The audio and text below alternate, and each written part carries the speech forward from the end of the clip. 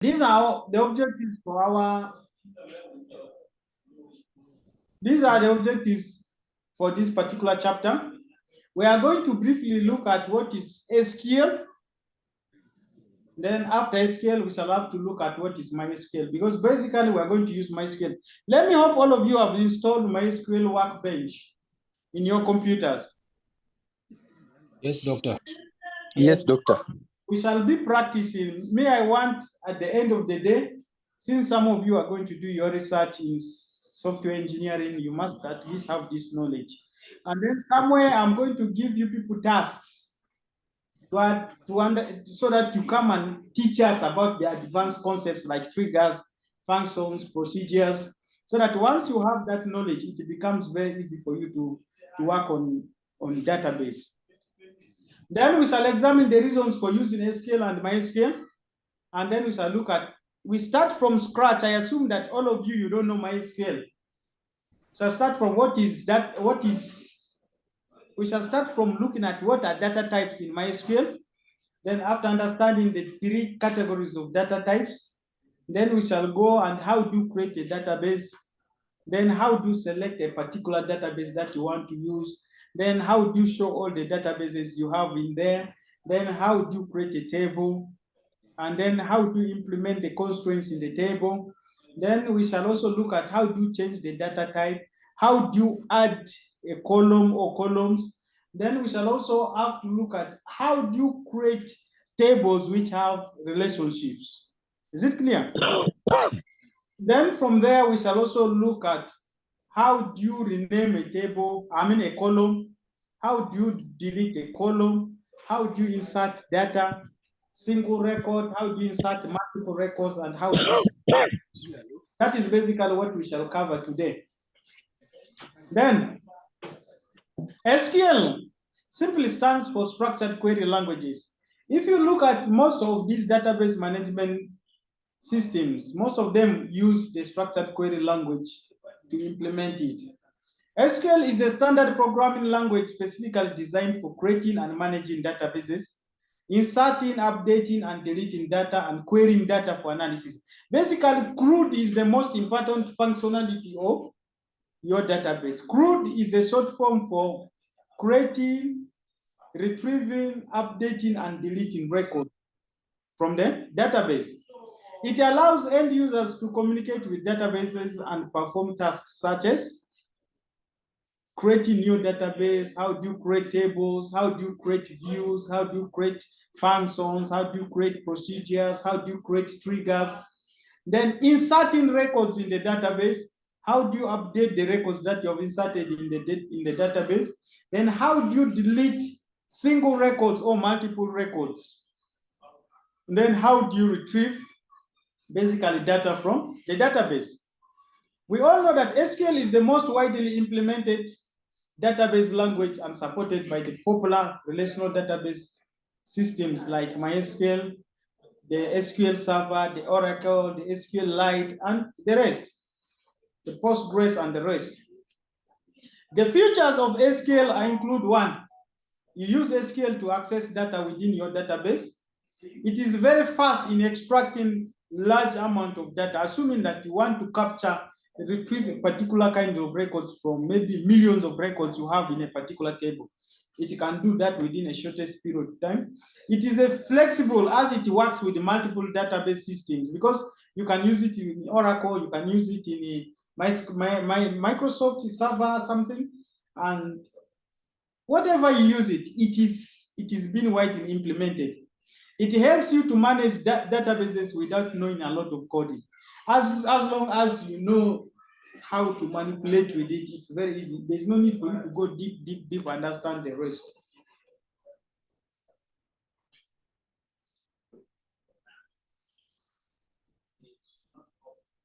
Now, application of SQL. It is used to create database, define its structure, implement it, and perform various functions on the database.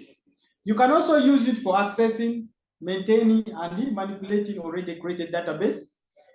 It is a well-built language for inserting data, modifying data, extracting data from the database.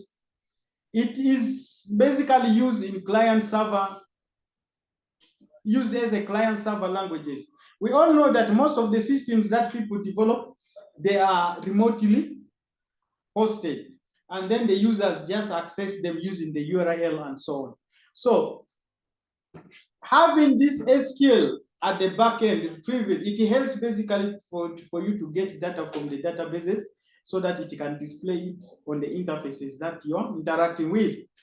SQL, when deployed as data control language, it helps to protect your database from unauthorized access, which means that the records, it also allows you to encrypt the data that you have in your database. By the way, you can decide to write a code that can encrypt all the records that you are storing in the database. Even if someone gets access to the database, I mean the records in the table, he cannot read it. Maybe what he can do is to delete it, can decide to truncate it if he fails to get what he wants from you. Then, since basically we're going to focus on MySQL, SQL is used in MySQL. We all know that MySQL is an open source relational database. What do you understand by the term open source? Yes? Free of charge. Someone is saying free of charge. Another person? Something that you can add some features on it, you as a developer. Yes, the source code itself, you can modify it. So MySQL is a cross-platform, which means it runs on a number of different platforms. We all know that. Even when you were downloading this software, you chose that one for particularly the computer, the operating system that your computer is running on. If you have Linux, it has that one for Linux. You have for Windows, you have for Mac, it will download. You download only that one. That's why they say that it is a cross-platform software. It is popular among all the database and is ranked as the second most popular database after Oracle. You'll find that most of the bigger organizations in their systems, they're using this MySQL. But we also know why people are not using Oracle. You realize that MySQL, it has that community version. Most of them is community version, but Oracle may have it, but if you want to use all the functionality, it's better for you to buy. I think MySQL has been bought by Oracle. The last time I checked, I think you get it from Oracle. Then, Yes. the key features and benefits of MySQL, it's very easy to use. As long as you understand the SQL itself, it is very secure, it is open source, it's scalable in the sense that you can be able to create many tables inside it. You create a database, you create inside the database, you can create the tables, you can create the views, you can create the functions, the procedures, whatever it is. And then it is reliable. You can rely on database that you've created using the MySQL. Is there any question up to that level before we move to the data types? Is there any question? You can proceed. No, Yeah. sir. Yes? Okay. Let's go on, sir. Yes. No Oh, question. we all know what data types are. Because when you are going to create data tables in MySQL, you'll have to specify the columns, the data types, and the constraints. So basically, we know what columns are. Columns are like the attributes. Assuming that you want to develop a database for maybe for an organization, or let us just for a school, and one of the entities of that database, students. You know that students have attributes. So the attributes of the student are going to become the columns in the student table. This entity student will now become the student table. Now the attributes of that entity student will become now the columns for the student table. And you must choose at least one or more columns that you can use to uniquely identify all the records that you're going to insert in that particular table. So how are you going to create those columns? It depends on according to what kind of data you want each of the columns to store. So that what you're going to do is you're going to define what kind of data you want to store in each of the columns of the table. So that particular item you're going to enter there is what we call use there, the data type, to define the kind of data which you're going to insert in each of the columns. So data types vary from one database management system product to another, and also varies between the versions of the database product. In MySQL, there are basically three main types of the data types. We have strings. Then under strings are also very many data types under the string data type. Then you have the numeric data type. Under numeric, we also have very many various types.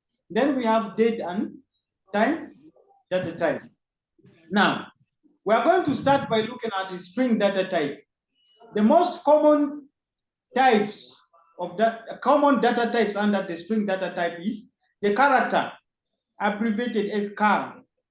You put the keyword char inside it, you specify the value that you want to enter in that particular column, maybe the maximum value. We know that this data type is a fixed length string, which means that it can contain numbers, it can contain letters and special strings. All you can enter in a column which you have defined the data type as character. Then we have this var_char. It holds also a varying length string, which means that once you define a column, the data type is varying character, and you have specified it. And if the number of characters which you have entered in that column is more than the size you have defined, automatically it will change that data type to text. Then we have binary. Binary is actually like character, but it stores basically the binary byte strings. Then we have var binary. It's just like varying characters. It stores binary byte strings. The size parameter specifies the maximum column length in each. Then we have, still under string, we have what you call tiny text. If you know that you have a column which is going to store up to 255 characters, then the data type you can select for that one is, you can say to use the tiny text. Then we have text. The head text holds string with a maximum length of 65,535. Assuming that you have created a table, somewhere you have decided to create a column called maybe comments. You want people to, you are going to design an interface where people are going to type comments. You can say to use the data type text, because people can now write whatever comment they want. But the maximum characters the database, I mean, the software will accept is up to 65,535 bytes. Then we have medium text. Medium text is the difference between the text, the tiny text, the text, and the medium text, long text, is just the number of characters that each can accommodate. We realize that the medium text can accommodate up to 16,777,215 characters, which means that it accommodates more characters than the text.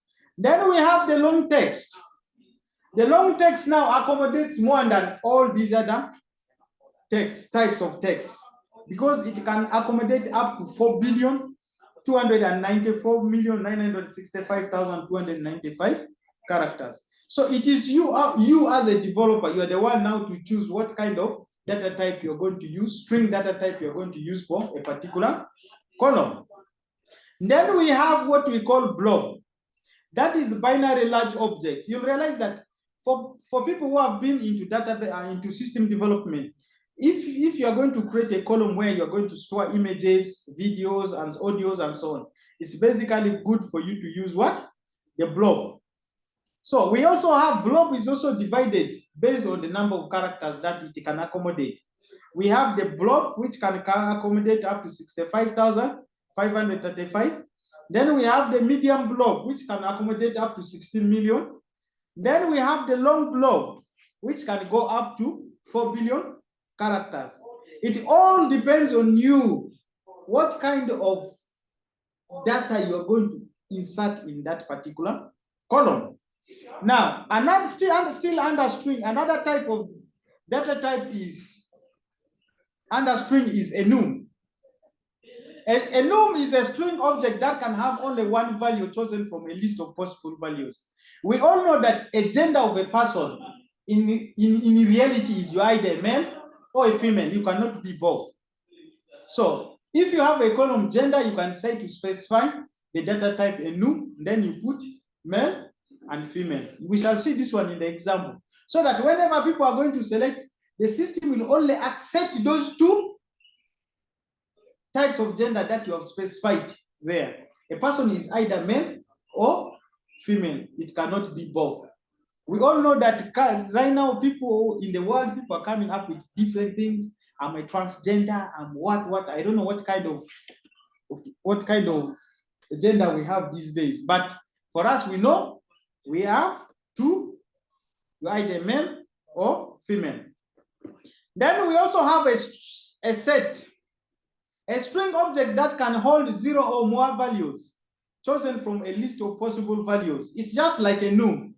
You can list up to 64 values in a set list, which means that for a num can accommodate up to 65,505. You can list up to those items. But with the set only accommodates up to 64 values. Then another data type in MySQL is what we call the numeric data type. The numeric data type is also divided into various, it also has its sub key, actually the data types that you will now use. We have the bit. A bit value, the number of bits per value is specified in the size. If you have maybe a column where you want to capture the bit values, then you can decide to use that data type. Then we have tiny int. A very small integer signed in the range from -128 to 127. Assuming that you have a column for age, then you can decide to say that the data type for that column age should be the tiny int.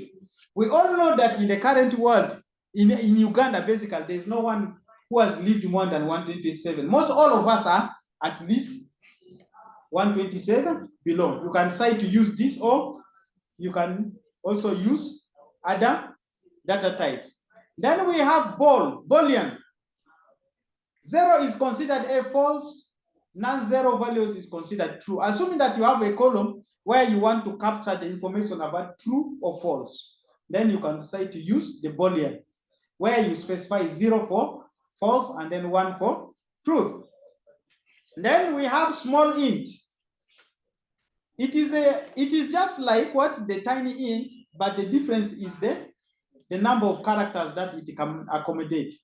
The small int can accommodate up to 32,765. If you know that you have a column where you're going to accommodate values up to that level, then you can choose that data type. Then we have the medium int. The medium int also goes up to 8,388,607. It starts from negative up to the positive bit of it. So when you add those characters, you know how many you find. It will be up to 16 million something. And then we have int. Int is just integer. It can accommodate up to that figure there is what? It is also in billions. So basically, if you're going to deal with the currencies and so on, you can either use medium int or you use int. But if you have money, which you think that the value is beyond, you can go for the big int. Then numbers with decimal places, assuming that you have a column where you want to capture your weight, then you can decide to use the data type flat. Then you specify the size and the decimal places that you want for that one, for the weight. Then we have float p. It's a floating point. MySQL uses the p value to determine whether to use float or double. Now, if I may ask, what is the difference between a float and a double? Yes? Members, what is the difference between a float and double? Can anyone help?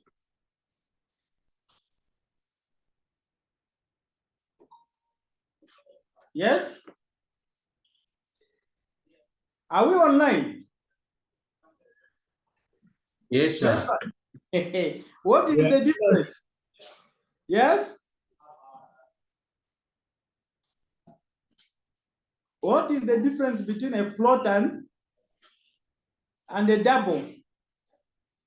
Should I begin to choose members? Eh? Who is Zawadi? Zawad? Yes, please. Can you help us and differentiate between the two? I think a float is a number with decimal places. What about the double? Double also has decimal places. Doctor, Yes? I think a float Yes? has few double decimal places, while a double has more decimal places. Yeah, you are somewhere. Any other person? What is the difference between the two? Is it not the number of decimal places?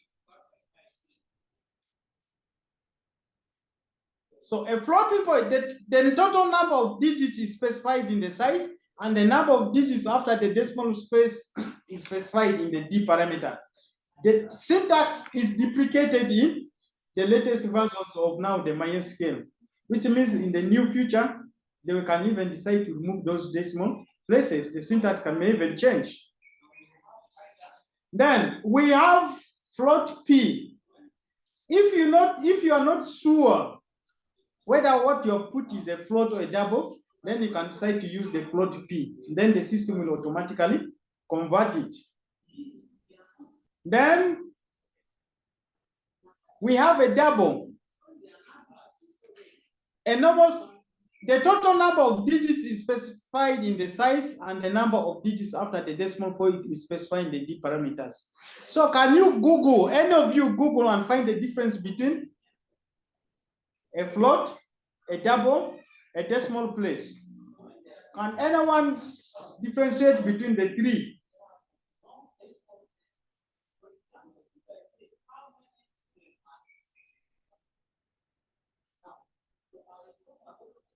I'm waiting for anyone.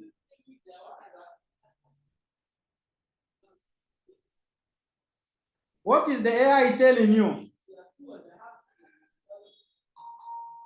What is a float?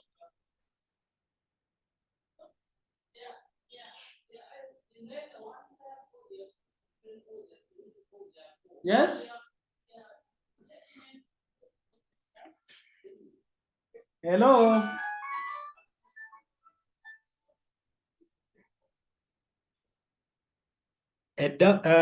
A float has approximately 7 digits in the decimal places.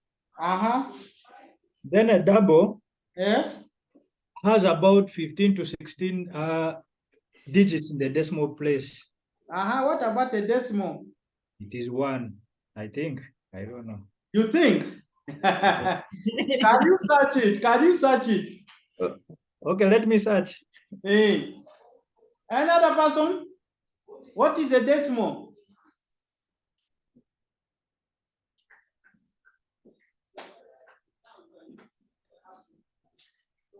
Yes? Are those guys online, or they are just there virtually? Actually, they are not there. I'm around, sir. Doctor, I think a decimal is a number after the whole number. How many decimal places is it supposed to have?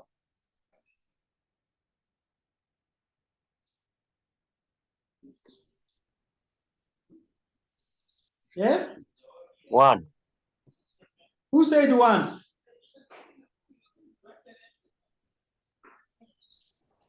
Don't we have mathematicians here in the class? But excuse me, sir. Yes? I think decimal numbers can be as many as they are. That is assignment for you. Go and find the difference and not recollect it, but just understand it. So that when you are going to choose these data types, you'll have to know which one is actually where you're supposed to use. Is it clear? Yes, sir. Yes, sir. Then we have date and time. If you have a column, maybe date of birth. Is it clear? That's when you're going to use what? The data type called the date. You begin by entering the year. It has 4 digits, and then the month, which is 2, and then the date. You can see from here how it's been specified for you. Then if you want to capture the date, including the time, then you can use the date time data type. Assuming that you are trying to digitize the attendance system for the university, and then you want to capture the time when students entered, the biometric, then you can decide to use the date time, so that it has to capture the date when the person has attended the class and the time when he signed the attendance. You can use the date time data type. Then we have the timestamp.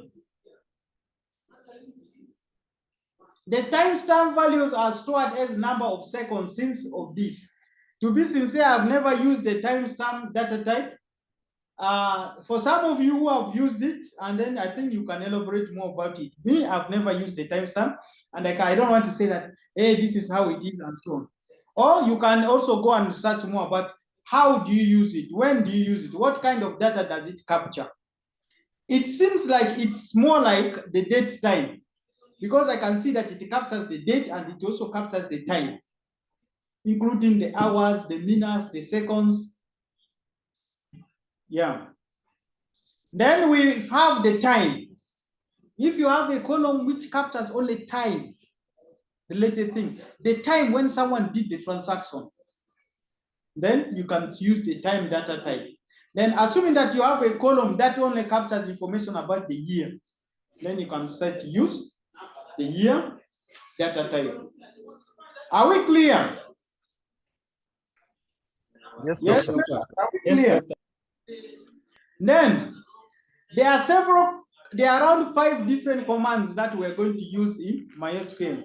We have the data definition language, data manipulation language, data query language, transaction control language, and then data control languages. You'll find that these are most of the commands that you're going to write that fall under these ones. So let us look at each of them one at a time, and what kind of command do you find in each of these SQL commands. Data definition language is a standard for commands that defines the different structures in a database. Assuming that you want to create a database, or you want to modify, you want to remove, then you use the commands under the definition, under the data definition language. So basically, all the data definition languages are auto-commuted. What do you mean they're auto-commuted? Which means that when you run them, it saves the information permanently in that particular database that you have created. So the most common statements that fall under the data definition languages are like to create.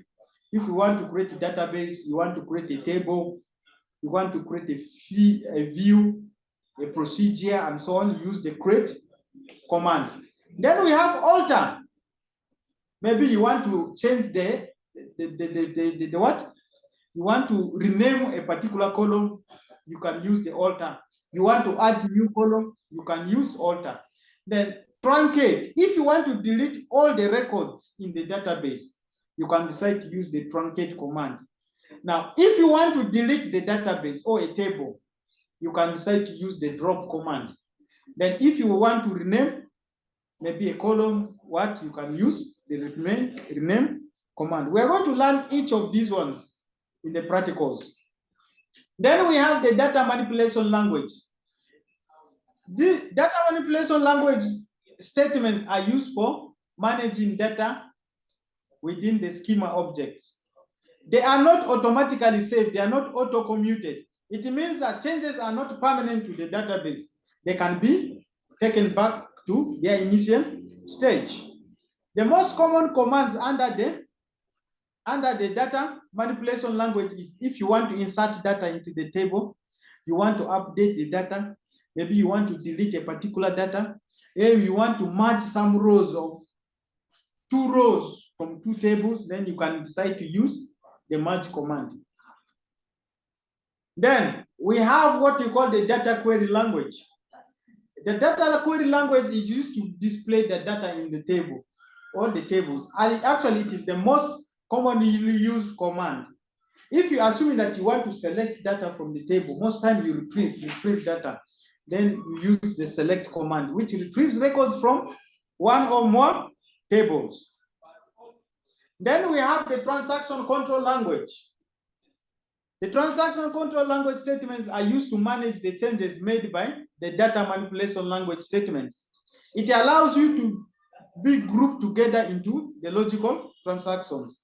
For example, the commands can cancel changes, assuming that you had saved some changes and you want to go back. Then you can do that. It falls under the transaction control language. You can commit, you can roll back, and then you can save at that particular table, at that particular point temporarily. You can use those 3 commands. I may teach some of these commands, but I may not teach others, but I'll always encourage you people try to understand them. You can go to YouTube, you understand how they implement them. You can go online, or you can go to the AIs, use the AIs to give you examples where you can use the different commands. Then we also have the data control language. They provide commands to grant and take back authority. So assuming that if you want to grant someone permission, then you can use the grant statement command. And if you want to revoke it or you want to withdraw it, then you can use the revoke command. So, is there any question up to that level? Because those are the most common commands that we're going to use. Then we shall just be adding other commands on top of what we have here. Is there any question? Good. Now, the first thing we're going to do is to create a database. You know, a database is like creating a house. You are like building a house. We are going to build a house. Once you have the house, then you are going to put the what? You are going to create partition inside the house. You come up with the rooms where you're going to store your different items. So that is how the database is. The database is like building the house without the rooms. Then inside there, you're now going to create the tables, you create the views, you create the functions, the procedures, the triggers, and so on, so that you can be able to save and manipulate data. Now, we're going to look at the create command. Create is a data definition language command that is used to create either a database or to create a table, to create a view, and so the rest of the things. To create the database, you are going to use the syntax below. So what I'm going to do is we shall first of all go over these commands. Then after that, I'll open my what? I'll open the MySQL workbench, and then we start doing them practically. So if you want to create a database, you use the key commands, create database, and then you give the name of the database. Always you enter your sentence with a semicolon. So once you run it, it will create for you that database. Then you have to go and refresh from the panel the other side so that it can be able to bring for you that database. But after creating the database, it is not automatically selected. Then you have to tell the MySQL that I want to use this particular database, because you may have hundreds of the databases there, but you want to use a particular one. So how will MySQL know that? Which means you are going to use now the use command to tell MySQL that I'm going to use this database. Maybe use the database called school. So once you run that command, you'll find that the database name will be made bold. It will highlight it, and MySQL will know that I'm dealing with this particular house. For example, we have created a simple database here. Create database test, then you use that database. Automatically, MySQL will know that you are going to deal with the database called the test. Once you run this command, it will be generated. Then You can decide to create a database by first of all checking whether the name of that database exists by using if not exist command. If a database already exists, SQL would throw an error while creating another database of the same name. So in such situation, we can use create database if not exist. So if you type that command and you put the name of the database, MySQL will check whether the name exists from the list of databases that you have created there. If it is not there, then it will create. If it's there, it will tell you that this database, then the database with this name already exists. For example, we have create database not exist, then you give the name of the database. Here, the SQL command creates a database named MyDBL only if there is no existing database with the same name. Now, if assuming that you want to switch from one database to another, this time you have created a database, but you don't want to work with that database and work with another one. Then you can just use the use command. Use, then you put the name of the database that you want to switch to. So you use them. To switch between available databases, we can run the following statements. Use my database. This code selects the my database and all the SQL operations will be performed inside the new database that you're going to work with.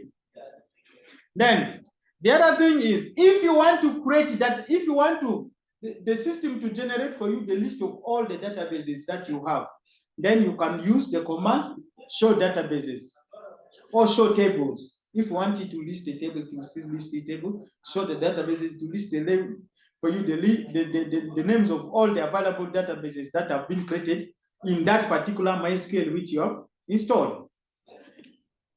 Then, if you want to delete the database, you realize that you have created a database, but it's not now necessary. You want to remove it from there. Then you are going to use a command called drop database. Then you put the name of the database that you want to delete. Here, the SQL command will delete the database name, MySQL delete. Then, can we go practically and let me show you how we do this? Yes, please. Okay.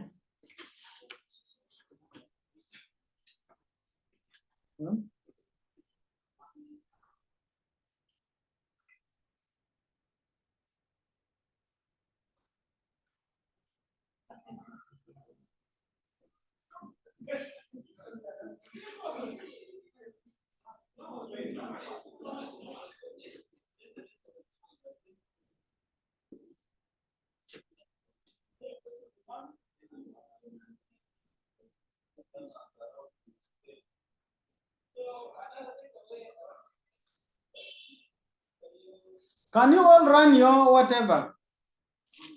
Can you run your MySQL?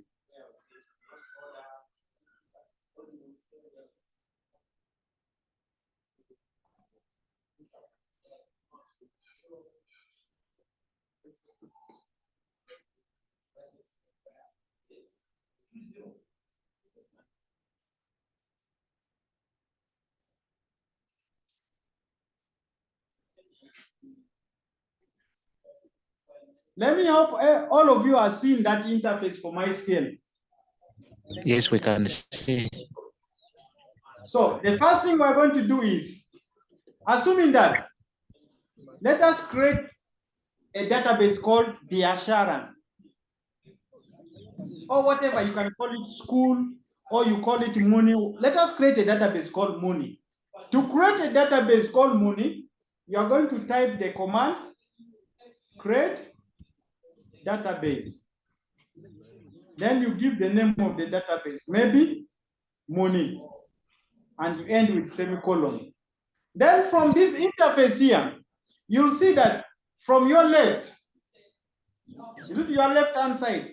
You'll see the list of the databases being displayed here where I'm moving, where the pointer is. Then, if you want to back up the database and so on, you can go to the administration. There are two tabs here. There is schema. This is where it will list your database. And then administration. This is where you do now if you want to do anything with them, the MySQL workbench. If you want to shut it, you can hear. If you want to import data, if you want to export data, if you want to set user privileges, if you want to create new client connections, if you want to see the dashboard, if you want to see the performance reports, you can come to administration. It will display for you. Then here, where I'm pointing, where the pointer is, where I've typed this command, this is where you're going to type your commands. And then once you run it, the output will appear down here. It will generate for you. It will create it down here. Then we have these other commands up here. You can create what? You can open a script from a folder. You can save a script. You can run a line, execute the selected portion of the script. If there's no, assuming that you want to execute, maybe execute the entire script, you can select you select use this command.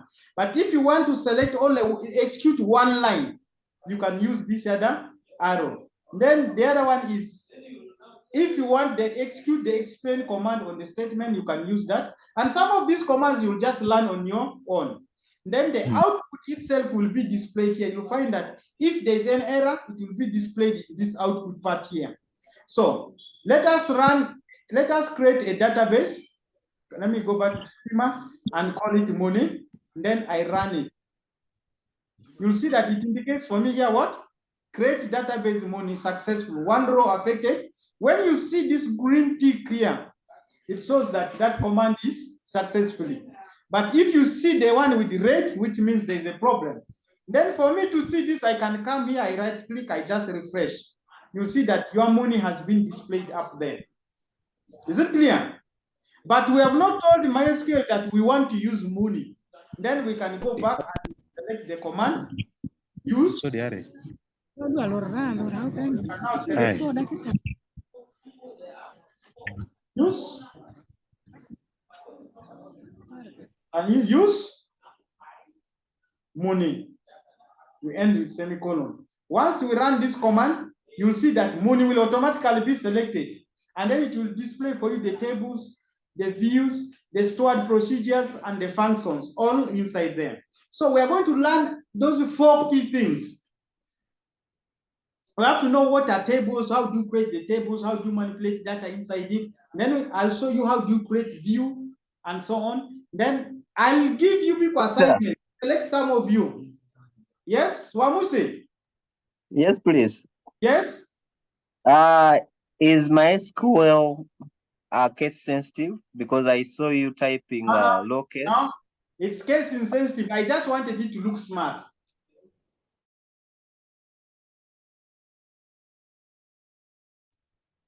Because I can say to just select what? Small letters, use or capital letters. It is case insensitive.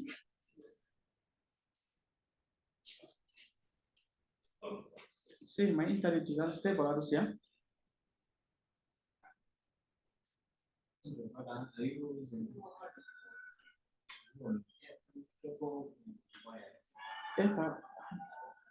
Wireless.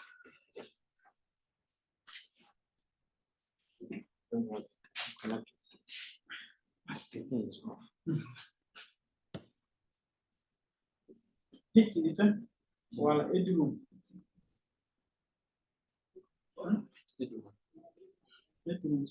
But it's going to shift. If I put what? No, it is going to shift automatically. Okay. Okay, thank you. Have you tried that, members? Wamusi and the team. Yes, doctor, it has come. It has come, eh? Who Yes, else? I Problem. tried. It's I working. did. Yes? Is it working? Yes, it is. Yes, Yes. doctor. Now, assuming that we want to create another database and we name it money, what will it indicate? Let us use create database if not exist money, and we see what MySQL will tell us.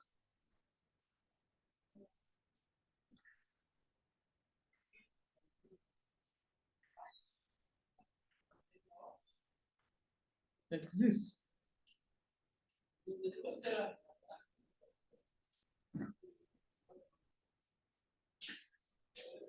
Exists.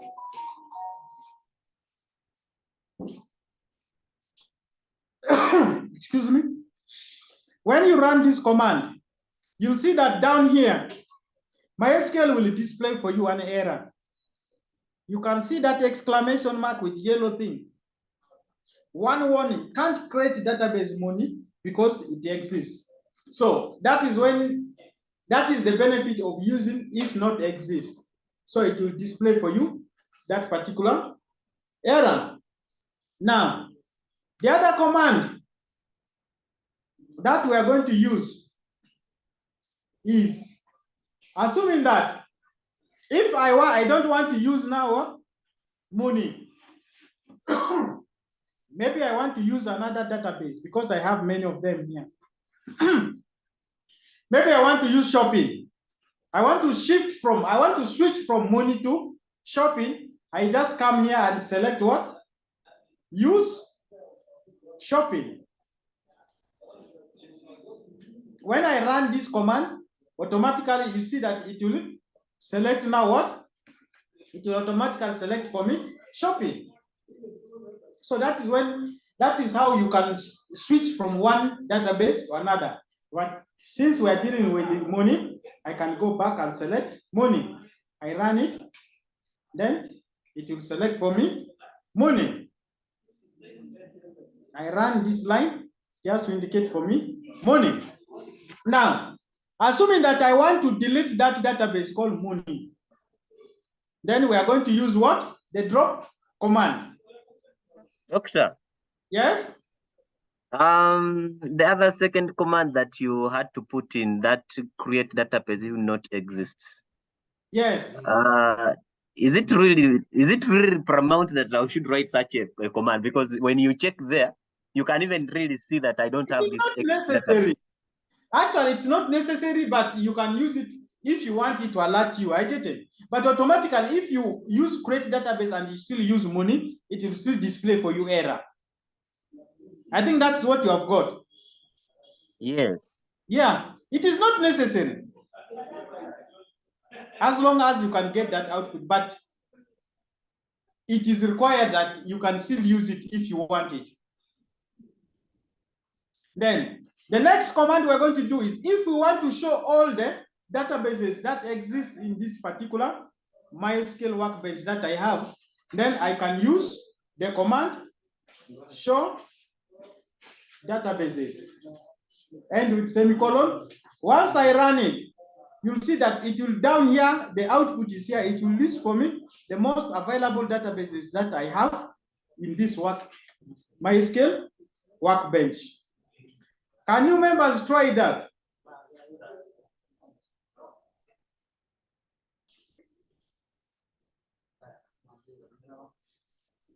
Are we moving? Is it okay? Yes, it is. Yes, Working. doctor. Yes, Yes. it is. You have to try these commands. Then the next command that we're going to learn is if I want to delete the database, then I'm going to use drop database and then I give the name of the database. And then it will remove the database from this list. So assuming that we want to delete what? Money. Then we can just type the command drop database, drop data, drop database, money, end with semicolon. Once you run it, you'll see that it will bring display for you the message here that database drop database money, one row affected. Even if you come here where the schemas are, you'll no longer see money being indicated there. Have you seen? You'll not see money, which means that command deletes the database. So is there any question with the database, creating database, then switching databases, and then dropping database? As for me, there is no question, but doctor, if you drop a database, for instance, Yes. we have already dropped money, Hey, can we recover it? where will you get it? Maybe it would have gone to the bin. The bin, To the bin. recycle bin. Eh? The recycle bin here. You look for the recycle bin. Because me, I'm not seeing any recycle bin there. But can't it be hidden somewhere? Because that's a command. Yes, it is hidden somewhere. You can bring it back. Yes, I expected to have a command of retrieving that database, just in case I made a mistake to drop the database. So can you go to Google and search for that command? Rolling back. If you want to roll back a database.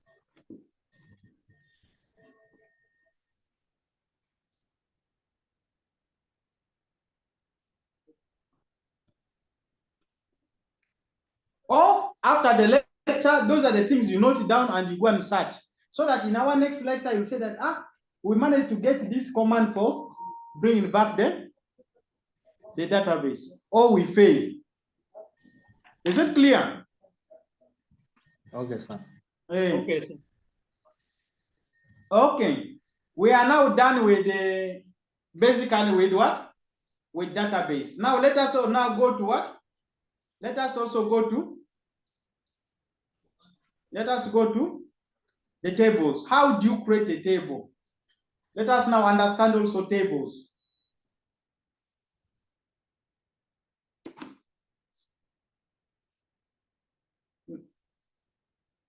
Now, before going to tables, we normally have comments.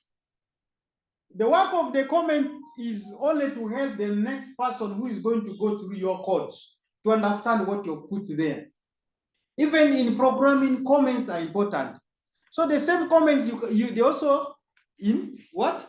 In MySQL. But what the system does is it will ignore it. I get it. When you run it, it will just ignore it. It knows that this is a comment. Even in programming languages, comments are automatically ignored. They help the next person, or the person who's writing that particular command, or the program, to understand what he or she has put there. So a comment is simply a text that is ignored by the database engine. Comments can be used to provide a quick hint about the SQL statement. Comments can be single line comments or the multiple line comments. Now, how do you write a single line comments in SQL? In SQL, we use the double dashes to write a single line comment. When you put two dashes and then you write something after that, the MySQL engine will treat it as a comment, a single line comment. It has to be in one line. That's why it's called a single line comment. For example, fetch all records from the student. You can say maybe you put those two dashes, then maybe command for creating database. MySQL will just ignore it. Then we have the multi-line comments. This one is, you only use multi-line if you know that your comment is more than one line. That is when you can use the multi-line comment. It starts with what? Is that backslash? What do you call that slash? Is it forward slash or backslash? Yeah? The forward slash? Forward slash. It is Forward. Yeah? It's a forward slash. Then forward slash, then at that asterisk symbol, then you put your comment up to the last line. Then you end it with the asterisk and then also the forward slash. Is it clear? So that is basically how you write comments in MySQL.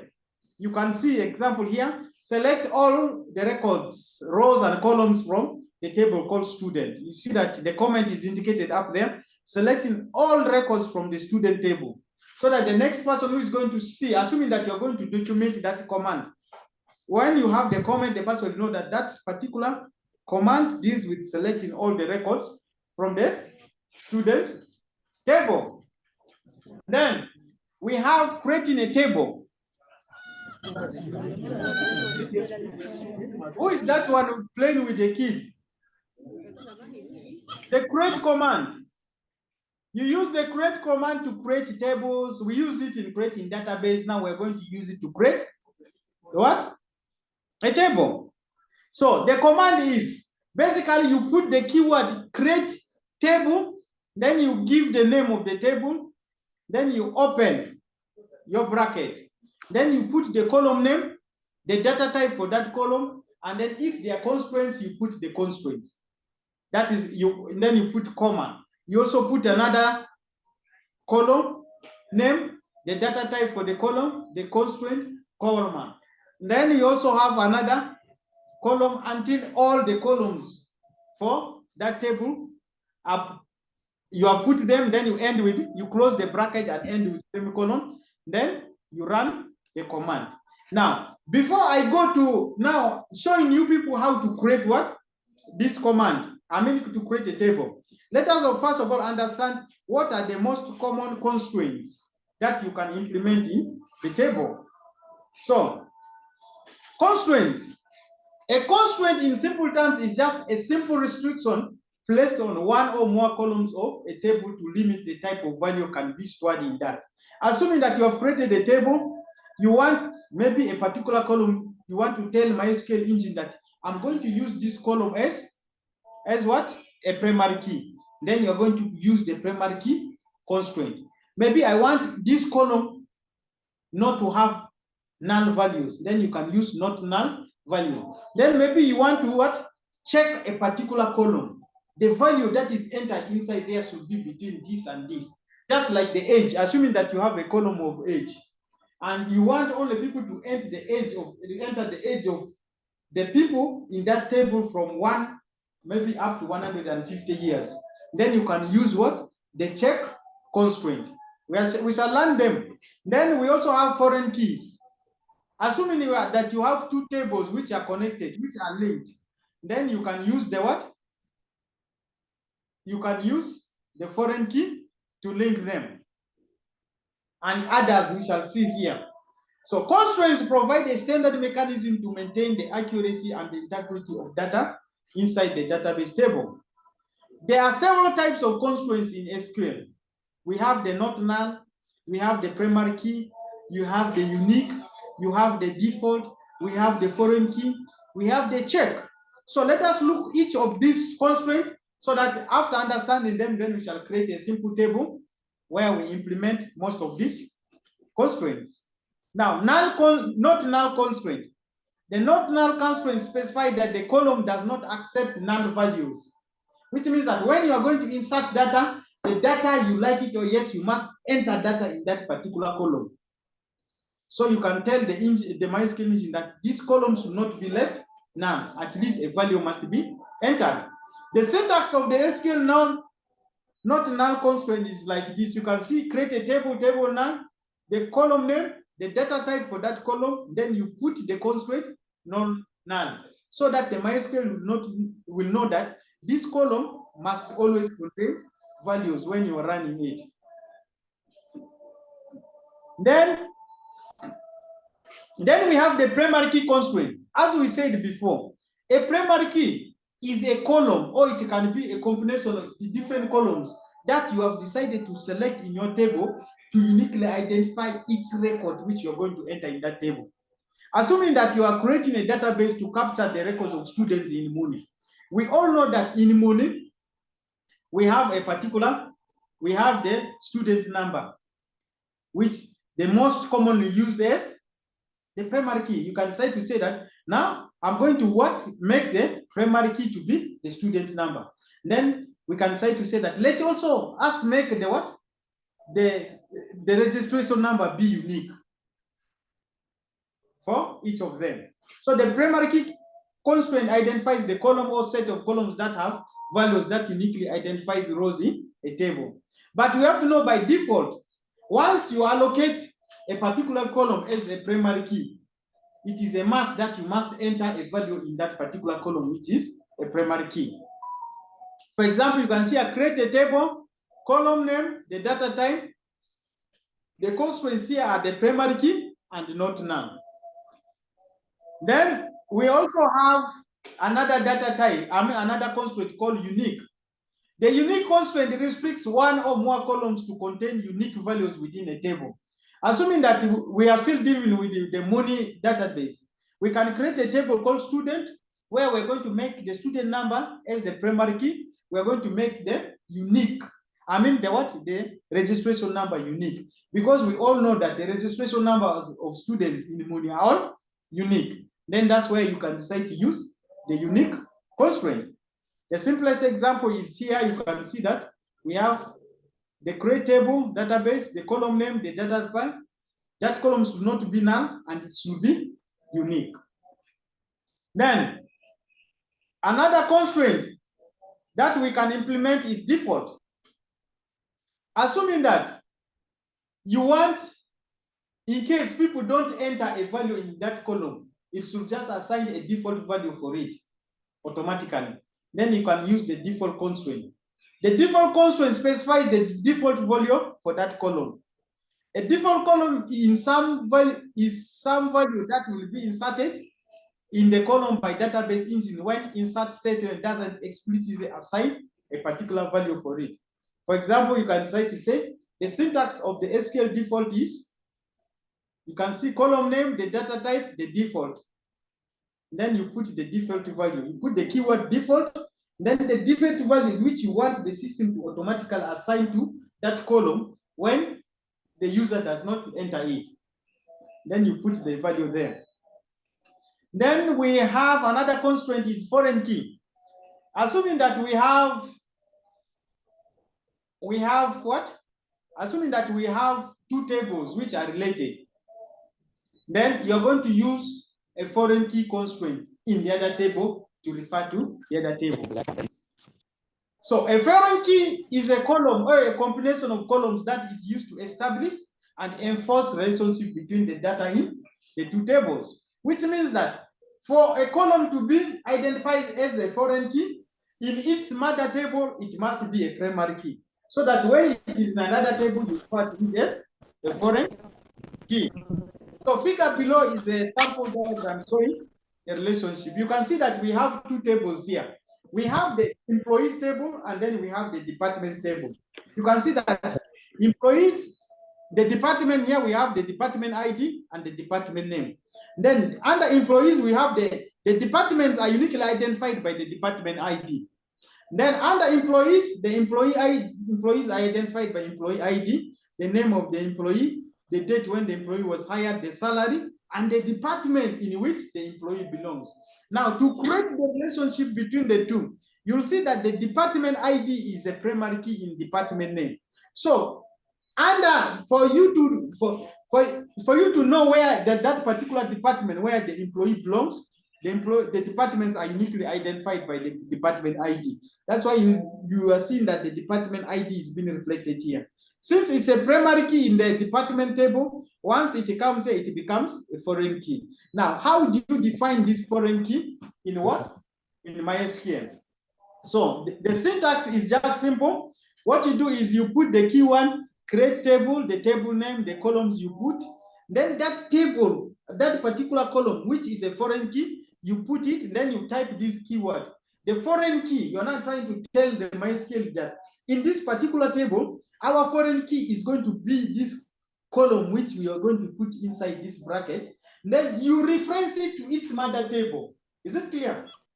And then now, like for department, like assuming that we're creating now the table for employees, you'll have the employee ID, the employee name, the date when the employee was hired, the salary, and then the department where the employee belongs, which is identified by the employee ID. Then you, to create the relationship, you put the foreign keys, then you put the department ID here. Then you reference it to the table where you found that department ID. We found it in under departments where it is called what? The department ID.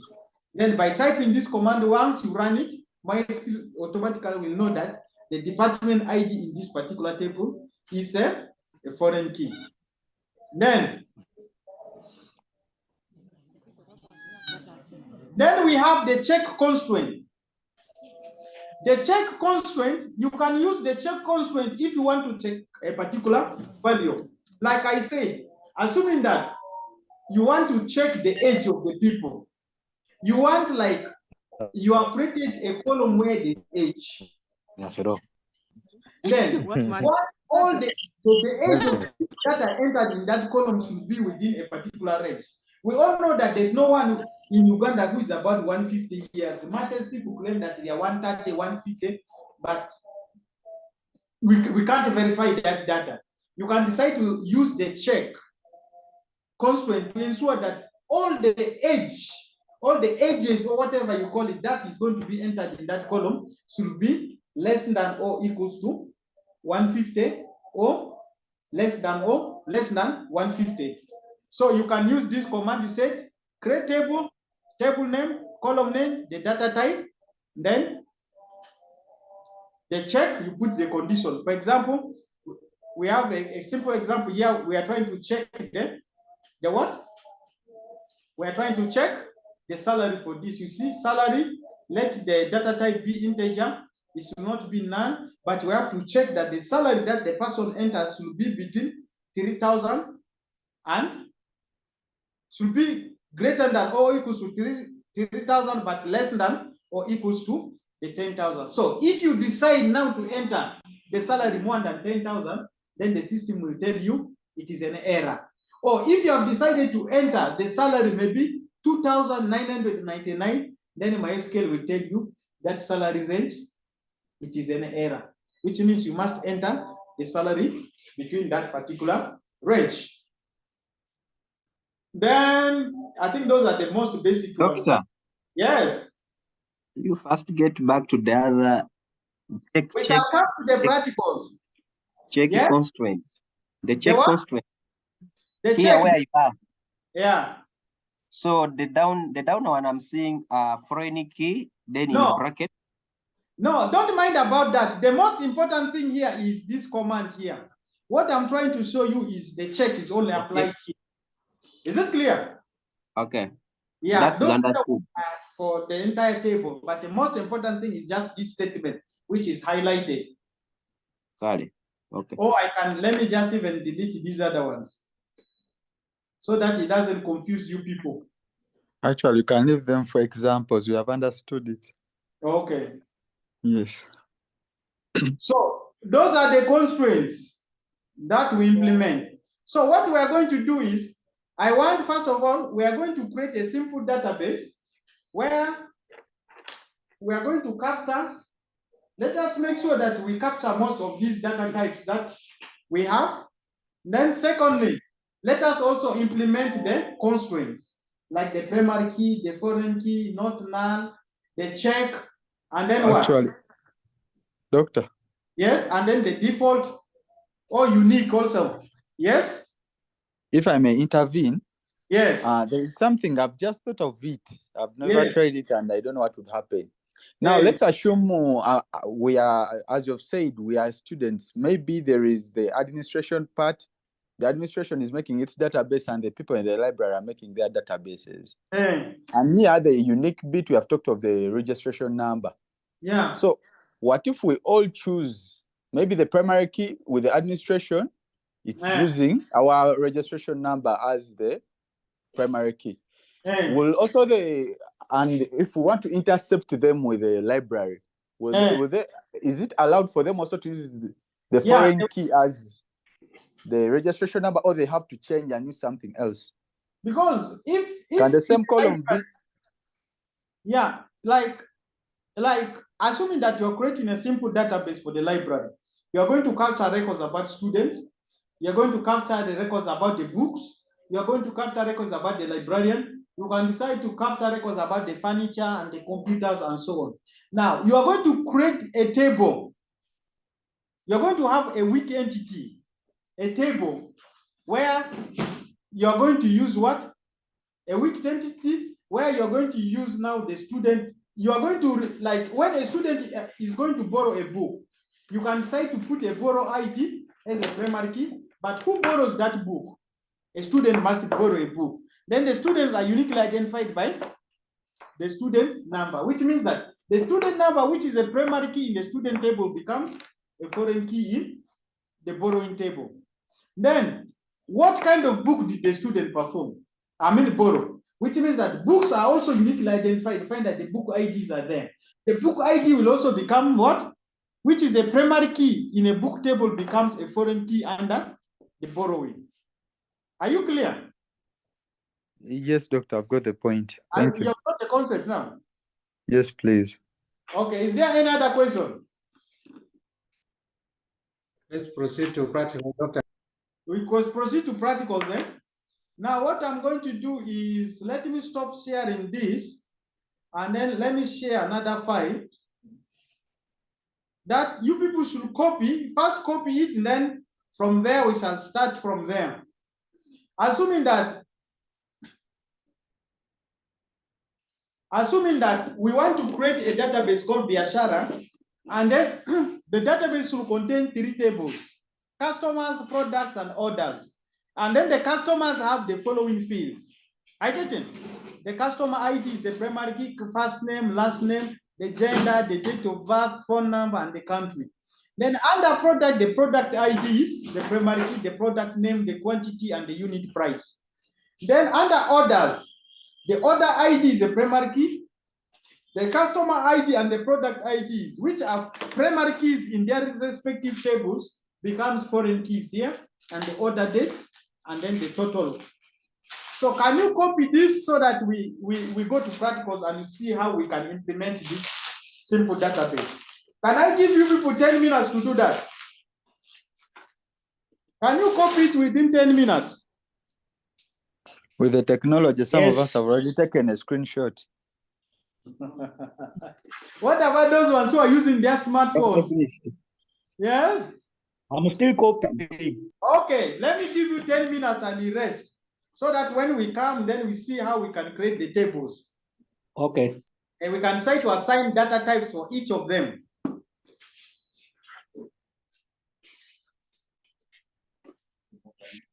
Hmm?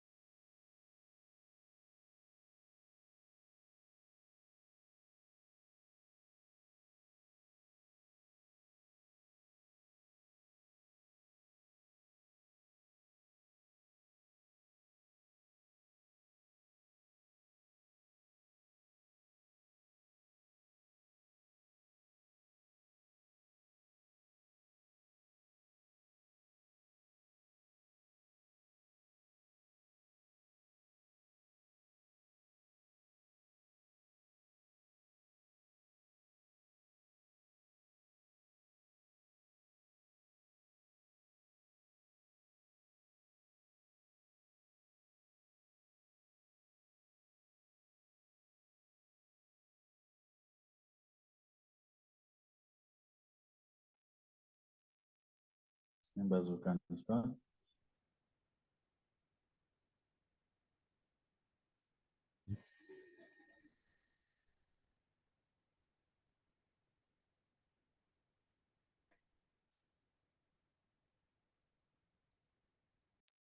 We're waiting for Doctor.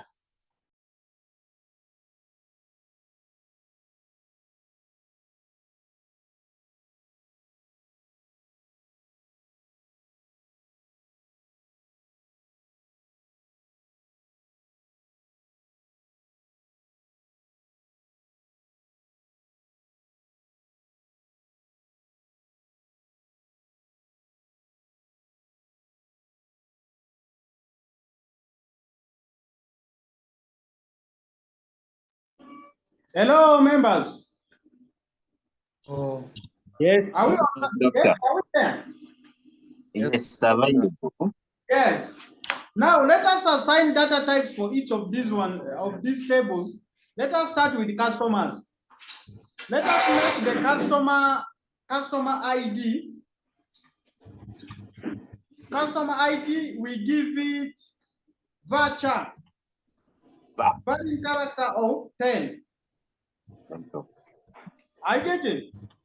Then the first name we give it still varying character of maybe 20. The last name we give it varying character of 20. Then gender, since we know that someone is either male or female, let us use a num. Let us see how a num works, where we specify male and female. Then date of birth is date, which will capture the year, the month, and the date. Then the phone number, which data type should we select for phone number? We want the 0 to appear.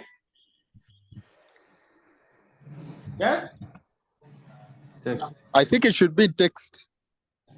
Text, is text not too big? Someone is saying varying character. Okay, let us select varying character also.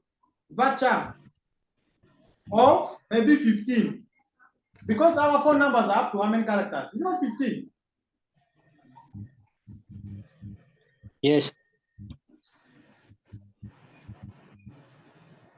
How much? Yeah, 10.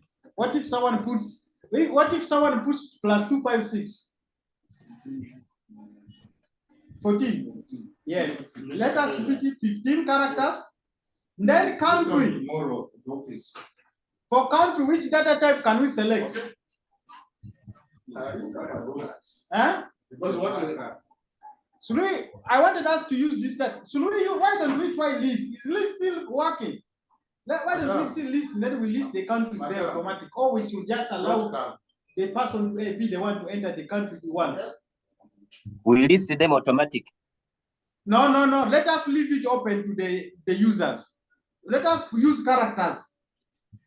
Because we have not used character, let us use character of maybe 20 also. I don't know whether there's a country with up to 20 characters. The name with up to 20 characters. So we are going to make what? We are going to make customer ID as the primary key, and it should not be null, not null. Then the first name should not be null. Then the rest should not be null.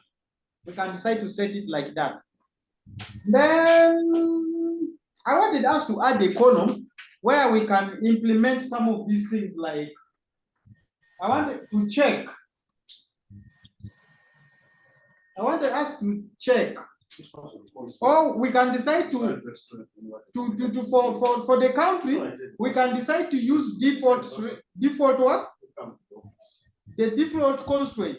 So that if someone fails to enter the country he belongs, then he can decide automatic country can be put maybe Uganda.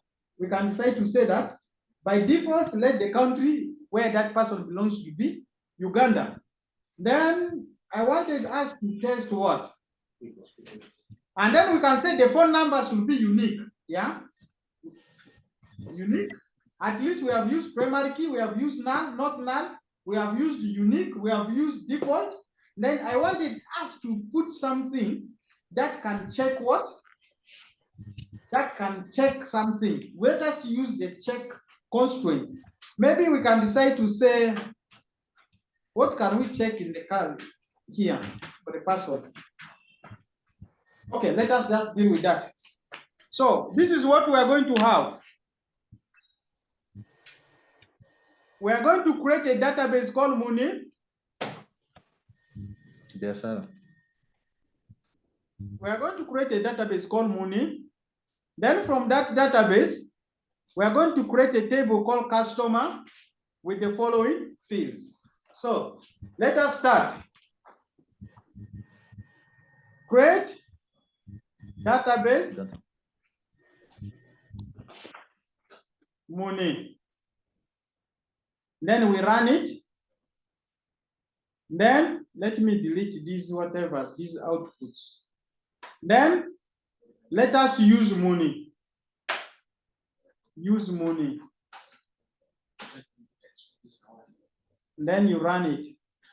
Then when you come here and refresh, automatically you'll find that Muni will be selected. We are done with one. Now the next thing we are going to do is we are going to create the database. Let me see. Odabo, are you around? Is Odabo around? Yes, I am. Very good. I'm trying to do roll call. Asik, where are you? Because the number is reduced. Asiku Dennis, are you around? I'm here. Yes? I'm here. Very good. I'm around. Hey, how's the thing? I want some of you are keeping quiet. You don't. What about Laban? I'm around, sir. I've just joined. I'm sorry. Okay, Julius, are you? I'm around. Okay. Yeah, I've just joined. Simon Peter. I'm around. Zawadi. I'm around. Very good. What about this one from Yumbe District Local Government, Dramika Moses? Yeah, I'm around. Good. Then we can start. Now, to create a table, you type the command create table, then you give the table. For our case, the table name is customers, right? First of all, the database is not even called, the database is not called Muni. Let us create a database, create database Biashara. Biashara. Biashara. Biashara. And then we use Biashara. Then let us use Biashara. I'm continuing with the money. Okay, no problem. As long as you understand what you're doing inside there. Okay. Then we are going to create now database. I mean the table. Create table. The table is customers. We open, close, end with semicolon. Then we can decide to open it from here for clarity so that it doesn't confuse us. Then one, what we are going to do is we are going to start with customer ID. Customer ID. Customer ID. We say that it should be a primary key. Primary key. Then it should not be null. Not null. Yeah. Hey, the data type we have not mentioned. We gave it 10. Valid character. Of how many? 10. 20. 10. Hey, 10. Then let us put the first name. Doctor. Yes? Does the order matter? The order automatically, the data type has to come immediately after after the what? The field name. Yep. But these other constraints, you can change them. There's no problem with it. Okay. Then first name. It is also Var. var character of 20. 20, not null. We say that this MySQL is case insensitive. Then we have the last name. You can try to send a varying character, still of 20, not null. Then we have gender. Gender. Let us first of all use a new. A new. Then you specify inside it. One, you can say to put male. Then another one we put female. Then after that we have what? Date of birth. Date of birth. This one is not supposed to be none. Not none. Date of birth is date, not null. Then phone number. We can use the varying character of 15, and it has to be unique.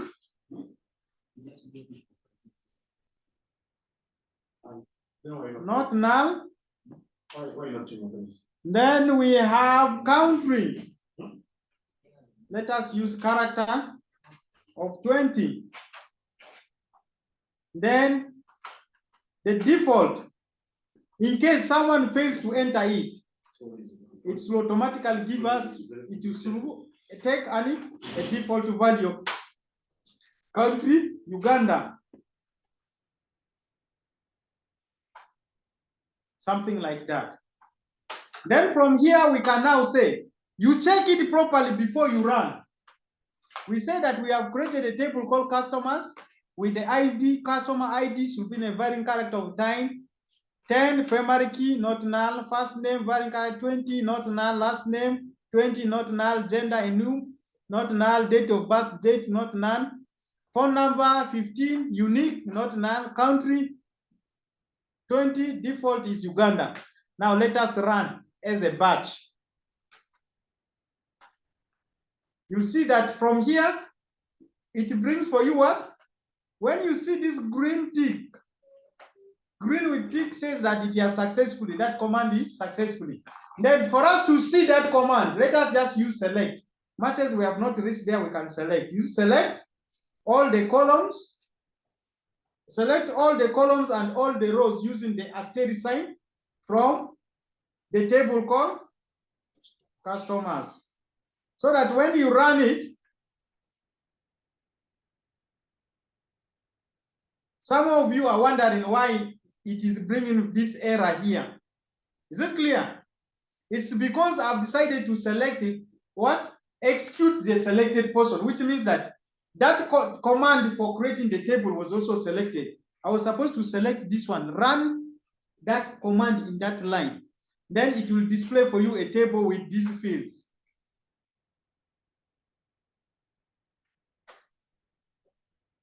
Is it clear? Yes, members? Yes, sir. Yeah, we have just created Yeah, the doctor. Is it clear? Then we can also go ahead, we create the same for the second table. The second table was talking about what? Products. The product. Then we have products as the table name. Then under products, we have the product ID, which is, we can decide to use a varying character of 10. This should be primary key, not null. Then product name, Product name, we can use varying character of 20. We can decide to say that we want the product names to be unique.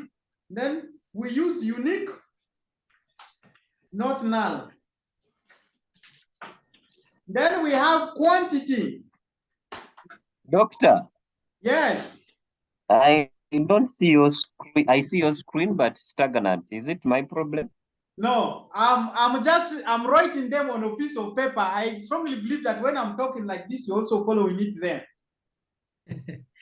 Okay. Yeah, I did want first doing it on the paper, then you will do it back on the computer. because So you wait. I don't want to add it here. You know, these fields are small. To add these things, it will distort the whole thing. That's why I want to write it on a piece of paper. Then the quantity. For quantity, we can decide to use what? Small int, medium int, integer. What can we use? Small int, I think, is enough. Okay, let us use small int. Small int has characters, right? The size. Is it having the size? Then it should not be null, not null. Then the unit price. Unit price. The unit price for that product, we can decide to say that let it be medium int. Int? Doctor. Yes? How about if we put it a float? Because I'm thinking maybe the money, in case like you're transferring it from Ugandan shillings maybe to USD. Okay. There is always that one. So okay, let us float. What is the size of the float? How many characters? 1 million is like how many? $1 million. Those are like 7 characters, right? 1 billion is 9. Let us put 9 characters and the decimal places. How many? 1. 1. And should not be null. Then let us create this table. Let us create this table. I share, I go back to my SQL. Then from here, let me hope you're seeing the MySQL. Is it clear? Yes. Yes, we can see the yes, we MySQL. are. Okay. Then let us create table. It's called what? Products. Then the fields for that column are 1, the product ID, which is a varying character of 10, should be primary key, not null. Are we moving together? Yes, sir. Then the product name,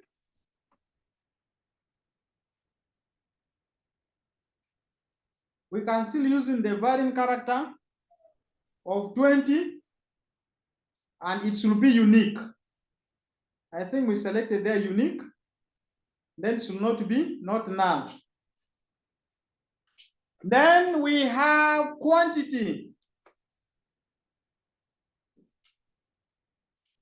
Quantity. We have decided to use small int. Small int, not null. Then the last one is unit price.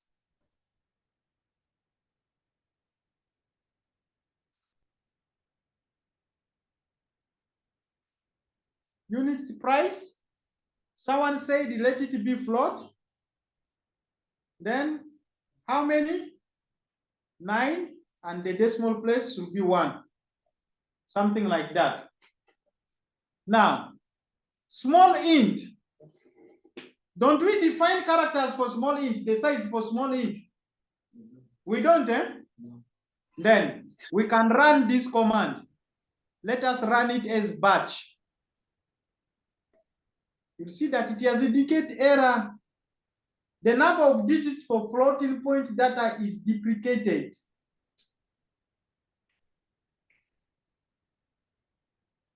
What is the problem? The value that we have assigned. But it has created automatically, it has created that table, but it has deprecated, means that maybe this particular version of MySQL is not supporting it. Or how many decimal places are they supposed to be there for a float? We need to understand that. That's why I gave you that as I said that we should understand the difference between a float, a data type, and a decimal place. But the table has been created. Because if you go here and you select all from products, when you run that command, you'll see that the table has been created successfully. Or you can just come to your database. Our database is Biashara. Under tables, when you expand here, you'll see that we have 2 tables. If you click this table, you'll see that it tells you the data types, I mean the column names, even the data types for each of the columns. Or we run the command for descriptions. Yeah? We run the command for descriptions. You can run the command, yes? ChatGPT is telling me that the float has 7 decimal places. Yeah, I think that's why it was having that particular problem. Now let us go to product and see where it has gone, where it has taken it. It has created it, but it brought for us a warning and said what? 168, the error is 1681, specifying number of digits for floating point data type is deprecated and will be removed in the future. But it created it. But all in all, we managed to create the database, I mean the table, successfully. Is there any problem up to that? Now, what is the command for seeing the details of the whatevers? For the details in each of the tables, which command do you type? I think view database. Is it view database? Who said view? Describe. Table name. Yes, a member is saying that you put the command describe, DESC, then you put the table name, and then it will display for you. Now let us see. I don't know, DSC, assuming that you want to check the details for customer, and then when you run it, yeah, it will automatically display for you the details there. So members, we have learned a new thing. A member has given us a command that you can use to do what? To view the details inside there. DESC means to describe there. You put the name of the table. But DESC, we will see in the future that when you want to sort things, you also use it in the ascending. You still use the same, DESC for the ascending, but you also use it for describing. So is there any question up to this level, members? Is there any member facing any challenge?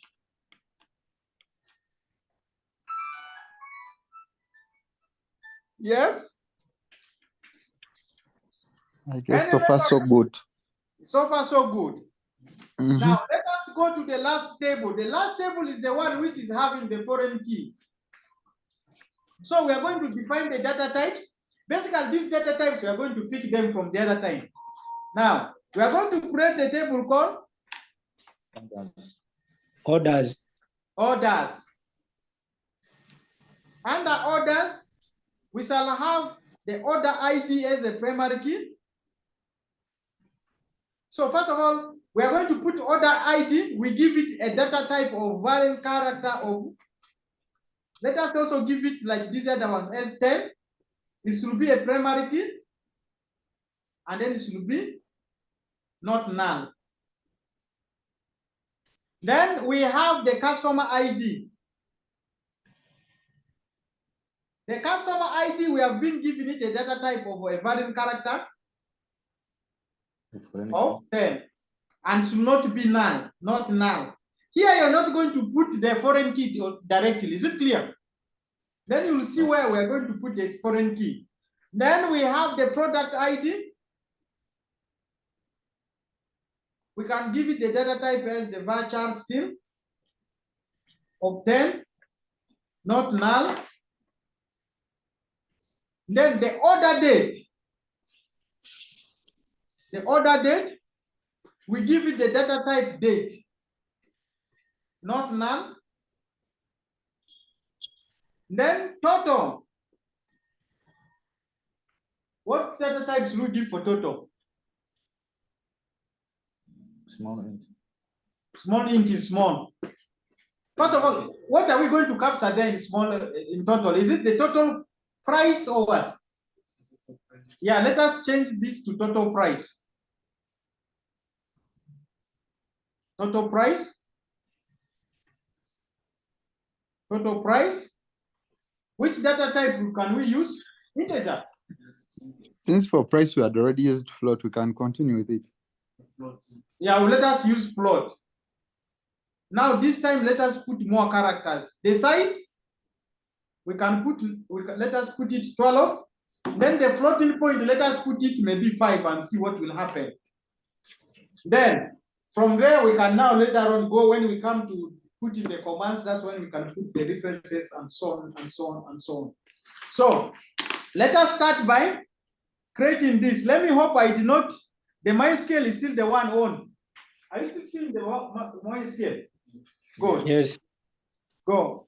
So let me enlarge this thing so that the members can see. Maybe some of you are not seeing it that side. Much as the output, you cannot enlarge it like that. You cannot zoom in. But this one, you can zoom it. So what we are going to do is we are going to create a table. We are going to call this table what? Orders. Analyze. Orders. Then under orders, we are going to have the following what field? We have the order ID. I'm still collectors. Yes. Put him like that. Order ID should be a variant character of 10. Should be primary key. Not null. Then customer ID should be a variant character of 10. Not null. Then we have the product ID.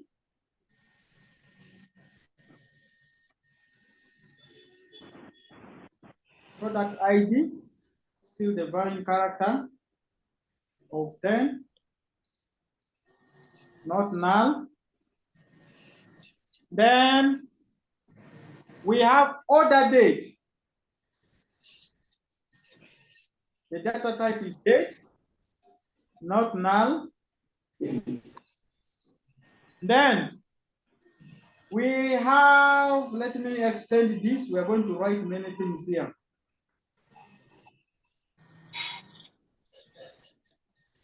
Then we have total price. Let us use float.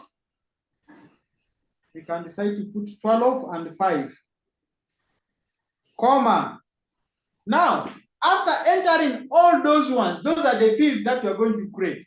Now we are going to tell now MySQL that let MySQL assign customer ID to be what? A foreign key, and a product ID to be a foreign key. To do that, we are going to put the keyword foreign key. Our foreign key. What is our foreign key there? Our foreign key is, let us start with the customer ID. Our foreign key in this table is customer table. Our customer ID. Then we reference it to its mother table. The mother table is called what? Customers, where it is called customer ID. Have we got that statement? Yes. Is there any member who is facing difficulty understanding the statement? No. No. Then, since we have two foreign keys, then you can put a comma. Then we can also write another foreign key. Foreign key. The next foreign key we have here is Product ID. the product ID. I can copy it. Then we reference it to its mother table. References to the table called what? Products. Products, where it is called the product ID. Then you can decide even to bring that one. You see that? That is now the command for creating what? The order table. So when we run it as a batch, let us run it and see what will display. You'll see that it is running. It is telling us what? Specifying the number of digits for floating point data type will be duplicated and will be removed in future. It has created a table, but the system is trying to alert us that in the future, put in those decimal places, the MySQL is going to remove it. So when you come here and we refresh, we should be able to see the table that we have created, which is orders. Then we can decide to use the command the disk to describe the disk what? Orders. We want to describe or see the details of that particular table. Then once we run it, you see that you'll have the table has been created with the following fields. Is it clear? Or you can just decide to go to select all from orders. If you want to see what is inside there, then it will display for you an empty field. So is there any question up to that level? Doctor, can you repeat for me this area of foreign keys? I think I'm not picking it well from here. Yeah. Okay.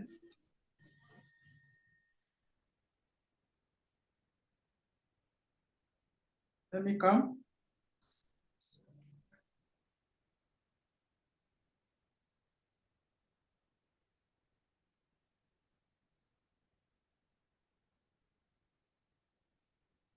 Where is the problem here? The problem is here, right? Is it in this line? Yes, please. Yes, doctor. Yes.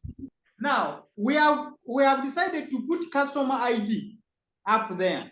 We well know that the customer ID is a primary key in the customer table. Is it clear?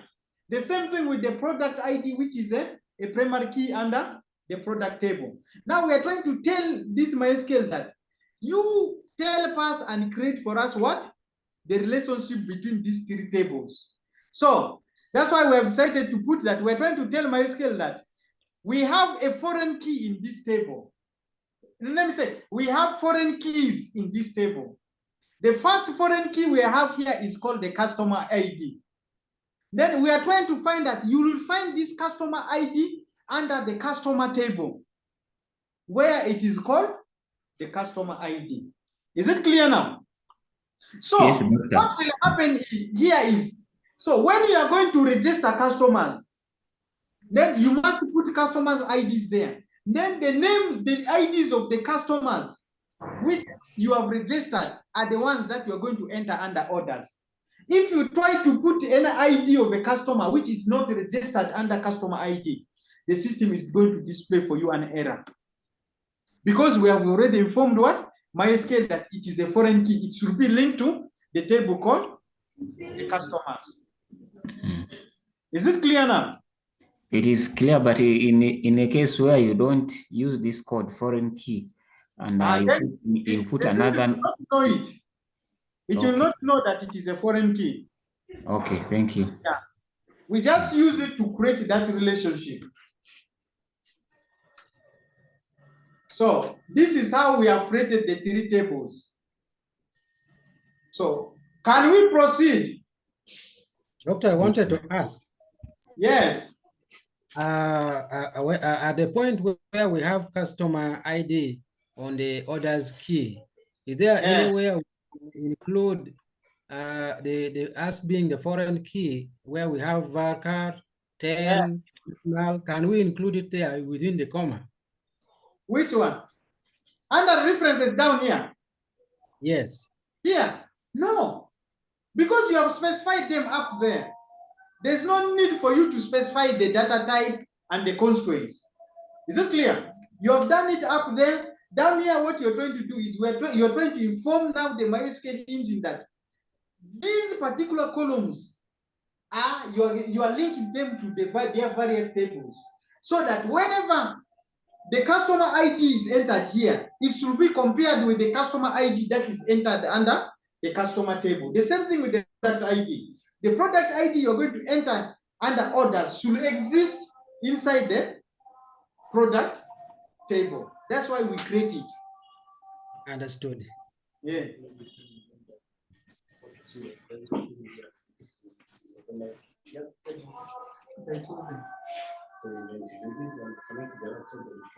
Okay, yeah. Now, what we are going to do is we are going to insert some data. Is it clear?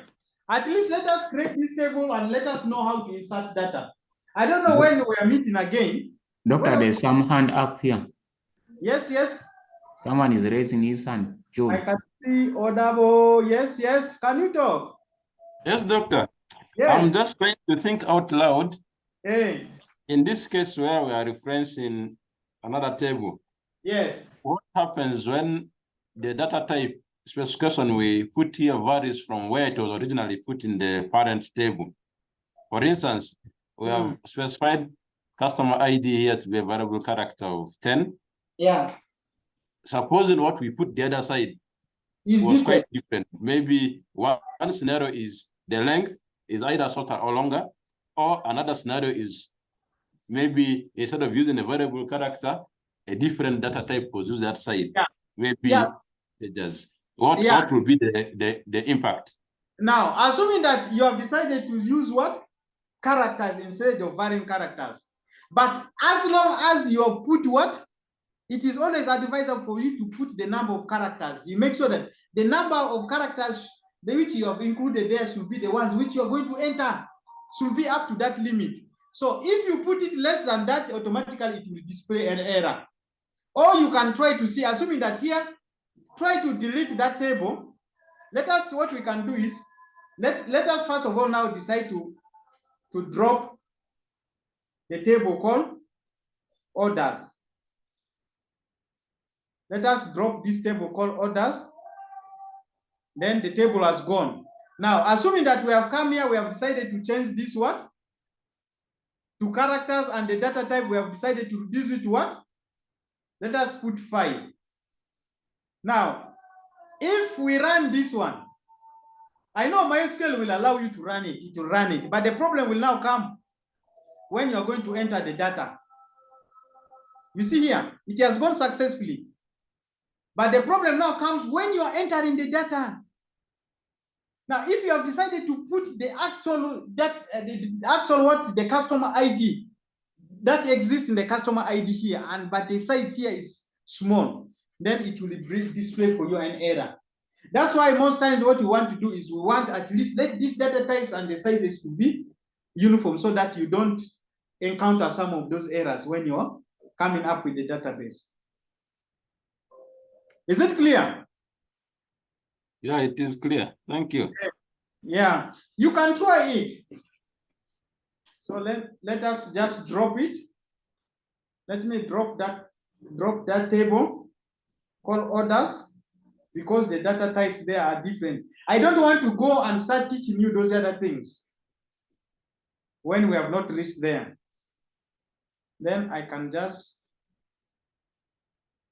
or we can decide just today to deal with this, dealing with the fields.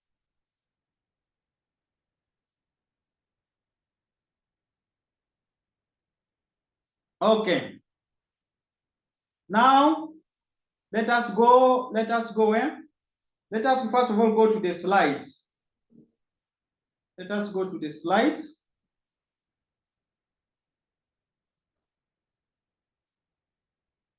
We are done with the constraints.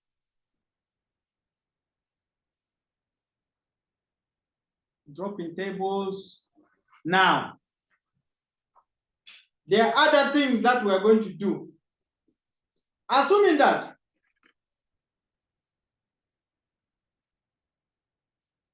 we want to add, when we are creating the database, we forgot to add other columns and we want to add them. Then that is when you can use the alter command. One, if we want to alter a command is used to modify the structure of an existing table, like adding a table, adding a column, deleting a column, renaming a column, you can use the alter table command. Now, these are the 5 different commands under the alter table that we can use. Assuming that we want to add other columns under customers. Is it clear? Under customers, which tables do we have? Assuming which column can we add under customers? We have the phone number, the country. Let us add email address. Let us add email address. We give it a variant character of 20 and let it not be null. Is it clear? Then we can do that. We can decide to use the add command. You said alter table customers, add column, then you put the column and the data type and the constraint. Automatically, it will bring for you. What if the columns are many?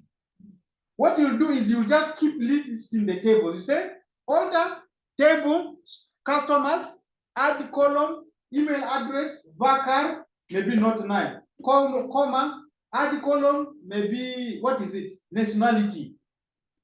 Maybe varying characters, not none. You keep adding.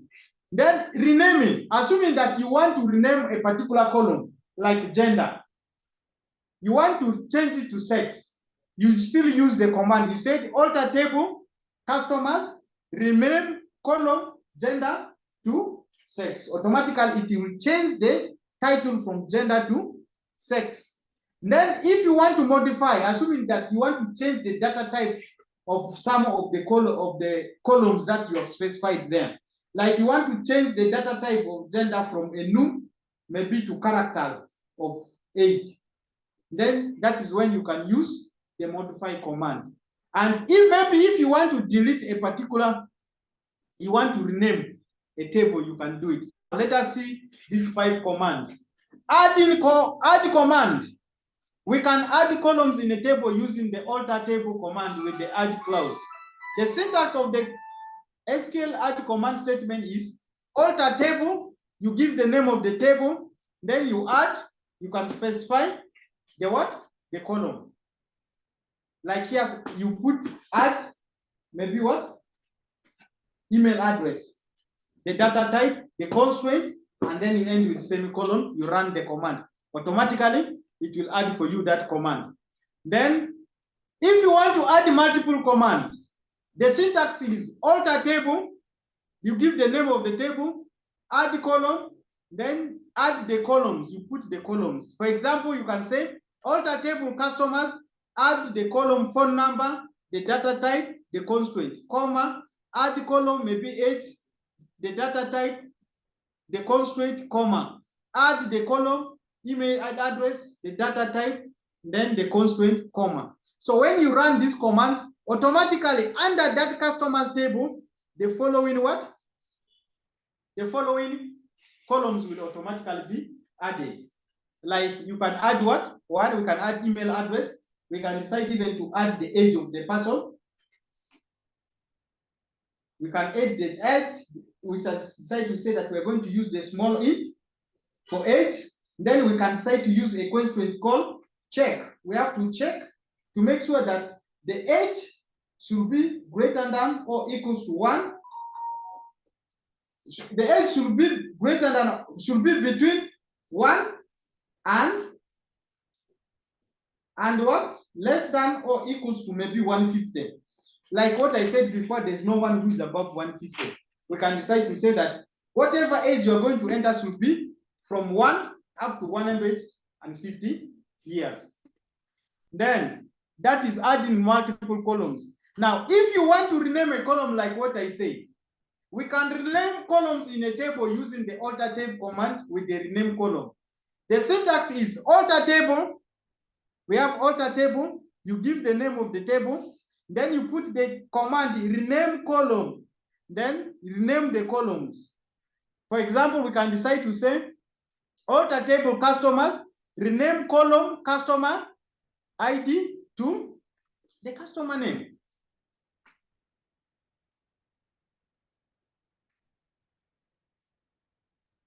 Is it clear? Are we together? Yes, members, are we online? Yes, We are Doctor. all Then that is what you rename in a column. Now, what about if you want to modify or you want to change the data type of a column? We can change the column's data type using the alter table command, then modify. Then we can use the syntax is alter table, then modify column. Modify column, then you give the supporting details. For example, alter table customer, modify the column age variant character of 2, which means that the data type you are going to put here together with the size will automatically update the one which you have that side. Is it clear? Then, if you want to drop a particular column or you want to delete a column from there, then you can use the drop column command. We can also drop or remove columns in a table using the alter table command. So we can say alter table, the column name, drop column. We drop the column and then you give the name of the column. For example, alter table customers drop the column country. Automatically, it will delete it from there. Then, can we now go practical and implement some of those things? At least these 4. Then let me stop sharing this and then I open what? Let me open the MySQL. We can go back to MySQL. Then for us, let us use what? We are going to use, let us do all these updates on the customer table. So let us first of all begin by adding one column. We can add the column email address. We type the command and see. Then after that, we go and then we add also 2 more columns. We are going to add email address for the first time. Then for multiple, we are going to add age, and then we are going to add nationality. Nationality, we can put it a variant character of 20, not none. So let us see. We start by putting the command alter table customers, then add column, then you can put the name of the column. What is the name of the column that you want to add? We want to add a column called email address.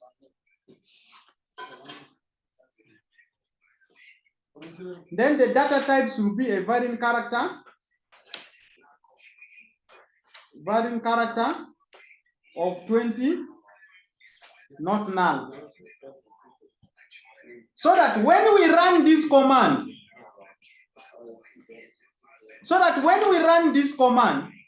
it should be able to automatically add for us that column. Now let us see. We come here and run the command. There's error in the syntax. Check the corresponding syntax to use near this. I think the word column is not supposed to be there. Let us see. And then we remove this dash. The problem may even be with the dash, by the way. May not even be that. Yes, because it's not displaying for us an error. Let us first of all clear this. Then we run this command. You'll see that the command is successful. Then we can use this command to see the columns there. These customers, we should be able to see the details of customers. You'll see that it has displayed for us the details of table customers, including what? All the fields. You'll see that the email address has automatically been added. Is it clear? That is adding a single column one at a time. What about if I want to add multiple columns? What if I want to add multiple columns, like I want to add the nationality and the age of the person? Then this is what I'm going to do. I'm going to also type the command alter table student. Then I begin add column. Customers. Yes? The table name is customers. Customers. Thank you so much. Customers, add the column nationality. Then the data type, we can give it a varying character of 20, that's spelling. I'm going to change it. Then let it be not null. You put comma, we can enter. Then we also add another column. Add column. This time we want to add age. Spelling of column. We want to add the age, and then let the data type be small int. Small int. We are going to check. We make sure that whatever is entered there should be within a particular range. Then we are going to use the constraint of check. What are we going to check? We are going to check the age to make sure that the age that we have entered is greater than 1 and should be also between less than or equals to maybe 150. And it should not be null. Which means that we're trying to tell the system that the age that people are going to enter should be between 1, should be greater than or equals to 1, and yeah, should be greater than or equals to 1 and less than or equals to the 150. But I'm seeing here it is underlined in check. What is the problem? It's telling us that it's not valid for this server version. So let us just remove it. Let us not implement it. And then we stop there. Then we can end with semicolon. We have added 2 columns. One is nationality and the other one is age. So that when we run this command using this, we must be able to have what? These 2 columns being added, nationality and age. Then when we go and see the description of that table, we must be able to see. You'll find that nationality has been added and age has also been added. Is there any question up to that level? Yes, members, is there any question up to that level? Yes, doctor. Everything is so fine. Then let us Yes. now, what we're going is we are going to handle the second command. Well, let us rename this column called gender to sex. Is it clear? We name the column gender to sex. So you use just the same commands. Alter table. What is the name of our table? Customers. Then rename column. Which column are we going to rename? We want to rename gender to what? To sex. So that when you run this command, you'll find that when we come down here, you'll see that it is successfully. When we run the description command, we should be able to see that gender is automatically changed to what? Sex. Is it clear? Yes, doctor. Are the members trying? Yeah. Yes, Yeah. Are you people It's trying? okay. Okay. Now, the next thing we are going to do is, now assuming that we want to also to change the data type of that column for sex. It's no longer gender, it's now sex. We want to change the data type from a num to maybe characters. You can still write the command. We can say to say, you type the command alter table customers, then modify. We are going to modify a particular column. Which column is that? We are going to modify the column sex. Then we give it now a new data type. We can decide to call it character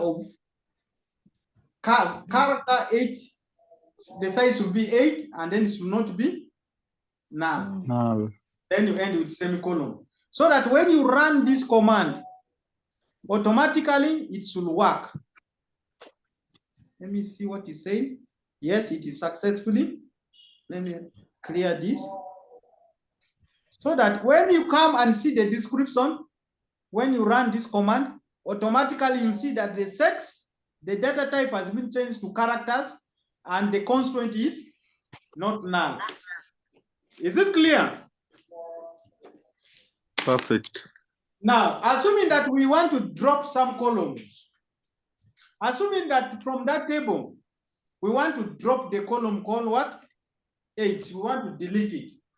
Then how do you delete it? We are going to write this same. We are going to write this command, alter table customers, then drop column. We are going to give the name of the column. We want to drop the column age, end with semicolon. Then run the command. You'll see here it's successfully. So that if you go back to the table description and you run the command, you'll find that automatically the age has been removed from there. Is it clear? Yes. Remember, is it clear up to that level? It is clear, but Doctor, I have some. Oh, we stop there. I have some inquiry here, Doctor. Yes. Just a quick one on where you are running this. Where you are running these codes. I see there are two points where you are running these codes. Which one works for? You see, when you point at those commands, a hover will come. You know what a hover is in the website? Yes. You see that it will describe what that command does. Is it clear? Yes. The first one, when you run this, when you click this one, it will run these two commands. Is it clear? But when you run this one, which has one inside, which means that it will only run that command in that line, that particular line. Assuming that I want to run this command here in this line, I only run that, it will run that. But if I want to run all these ones, I use the first one. Okay. Is it clear? Then you can go to YouTube, you see, you try to find a video about features of MySQL Workbench. Someone has described them there together with their functionalities and so on. You equip yourself with it so that it becomes very easy for you to use. Thank you. Now, I wanted us to insert data. Let us stop at inserting data. I'm going to show you how do you insert single data. Then how do you insert multiple data into the database. So that is what we are going to learn. So that we call it a day. I don't know, when are we meeting again this week? Yes? You think? I think we have 1 hour there. My plan is that I wanted us to, I want what? Thursday? Yes? I'm not sure, but we'll check. Okay, my idea, my initial plan was I wanted us to finish this thing before even it reaches like some 1 week or 2 weeks after your mid-semester. We should be done with this course so that I give you enough time to revise and do your practice and so on. If there are some tasks that I'm going to give you, then you can practice them during that particular time. Yeah. That's fine. Yeah. Now let us go to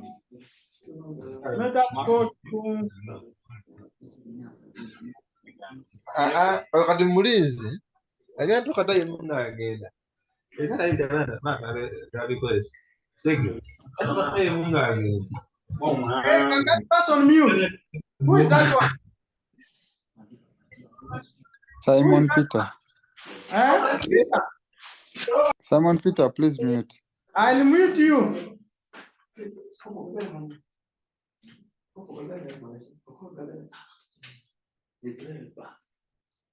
Now, the next thing is how do you insert now data in the table that we have created? So in SQL, insert into statement is used to insert a new row into a table. Assuming that we want to insert a record of a particular record under, a record of a particular customer under the customer table. Now, what kind of commands are we going to use? The syntax for the command is you put insert into, then you give the name of the table. Then from there, you can decide to specify the columns of that particular table. Then you put the keyword values, and then you put the values here. You put them, each of the values, they are string or characters.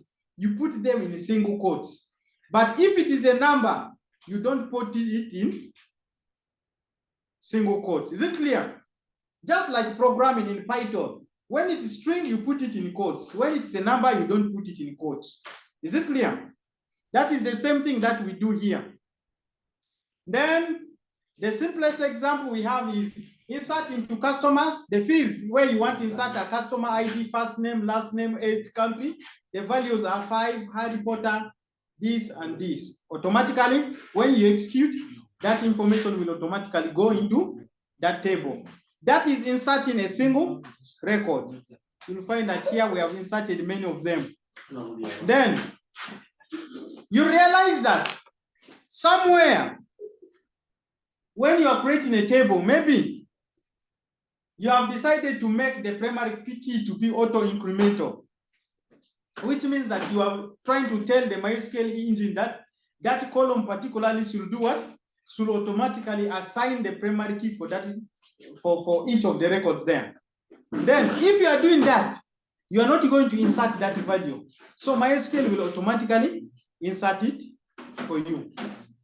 So that's why you'll find that for this table called customers, I think when they were creating it, the customer ID, the data, the primary key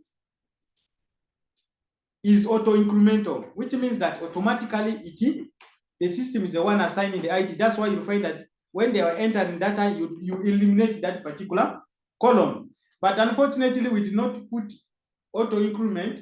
That's why we're not going to show it in the in that example of ours. Then the other one is, how do you insert multiple records? To insert multiple records, what you are going to do is, yes, to insert multiple records, what you do is, you put insert into customer, you specify the field names and the values, like these values will go to first name, Potters will go to last name, 31 will go to age, and USA will go to country. You put comma, and then you also put another record. Even if they are 100, you put all of them so that you execute them as a batch, automatically it will go into the system. That is how you insert data as a single record and multiple records. What about now? If you want to insert, you want to update a record from the table that you have inserted. Maybe you have decided to insert something into the table, a record, but you have realized that the gender is different, or the age is different, or the name is not what you wanted. You want to update it. Then you are going to use this command called the update command. So the SQL update statement is used to edit any existing row in a database table. The syntax of SQL update is update table, you give it the table name, then you set the column that you want to update. Set this column, maybe set column what? What do you want to add? Update. Maybe I want to update the gender. Set gender equals to, you give the value of gender that you want to give. If it is male, you put it male. Assuming that you want to update the gender of all the records in the table as male, you just put the keyword update table customer, set the gender equals to male. Then you end with semicolon. Once you run that command, all the gender will be updated to male. But if you want to update the gender of a particular customer, that is where now you're going to use what we call the where clause, where you are going to specify which customer you want to update. As we know that customers are uniquely identified by their primary keys. By the customer ID. primary key, which is the customer ID. Then you are going to tell MySQL that customer ID, the customer that you want, whose record you want to update by specifying the gender. You can say update table, maybe update customers, set the gender to male, comma, maybe then set the first name maybe to Rashid, where the customer ID is equals to the ID that you want to update for. Automatically, it will update it.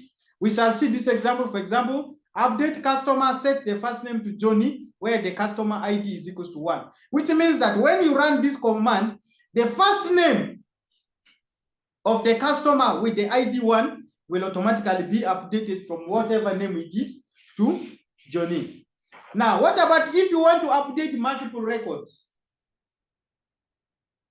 You can see updating multiple records here. Update customer, you set the first name, the value, comma, the last name, comma, and then where you specify the customer, where the customer ID is equals to, you specify that customer so that it can update the record of that particular customer. So that is setting, that is what updating multiple records. Then the next is multiple rows and multiple records in different column rows. Then the next is if you want to delete a record, just like the first one, you use the delete command. Delete from customer, delete from, they put the name of table, then what do you want to delete? Because if you put the command delete from customers, and you end from there, when you run that command, it will delete all the records inside that customer table. But if you want to delete a record of a particular customer, you can decide to say delete from the table called customers, where then you put the customer ID is equals to the ID that you're going to put. Then you run the command. Then it will only delete the record of that particular customer. That is deleting the records, deleting all the records and so on. But there is also a command for deleting. If you want to delete all the records in the table, if you don't want to use the delete command, you can just use the command called what? Truncate. You say truncate table, you give the name of the table.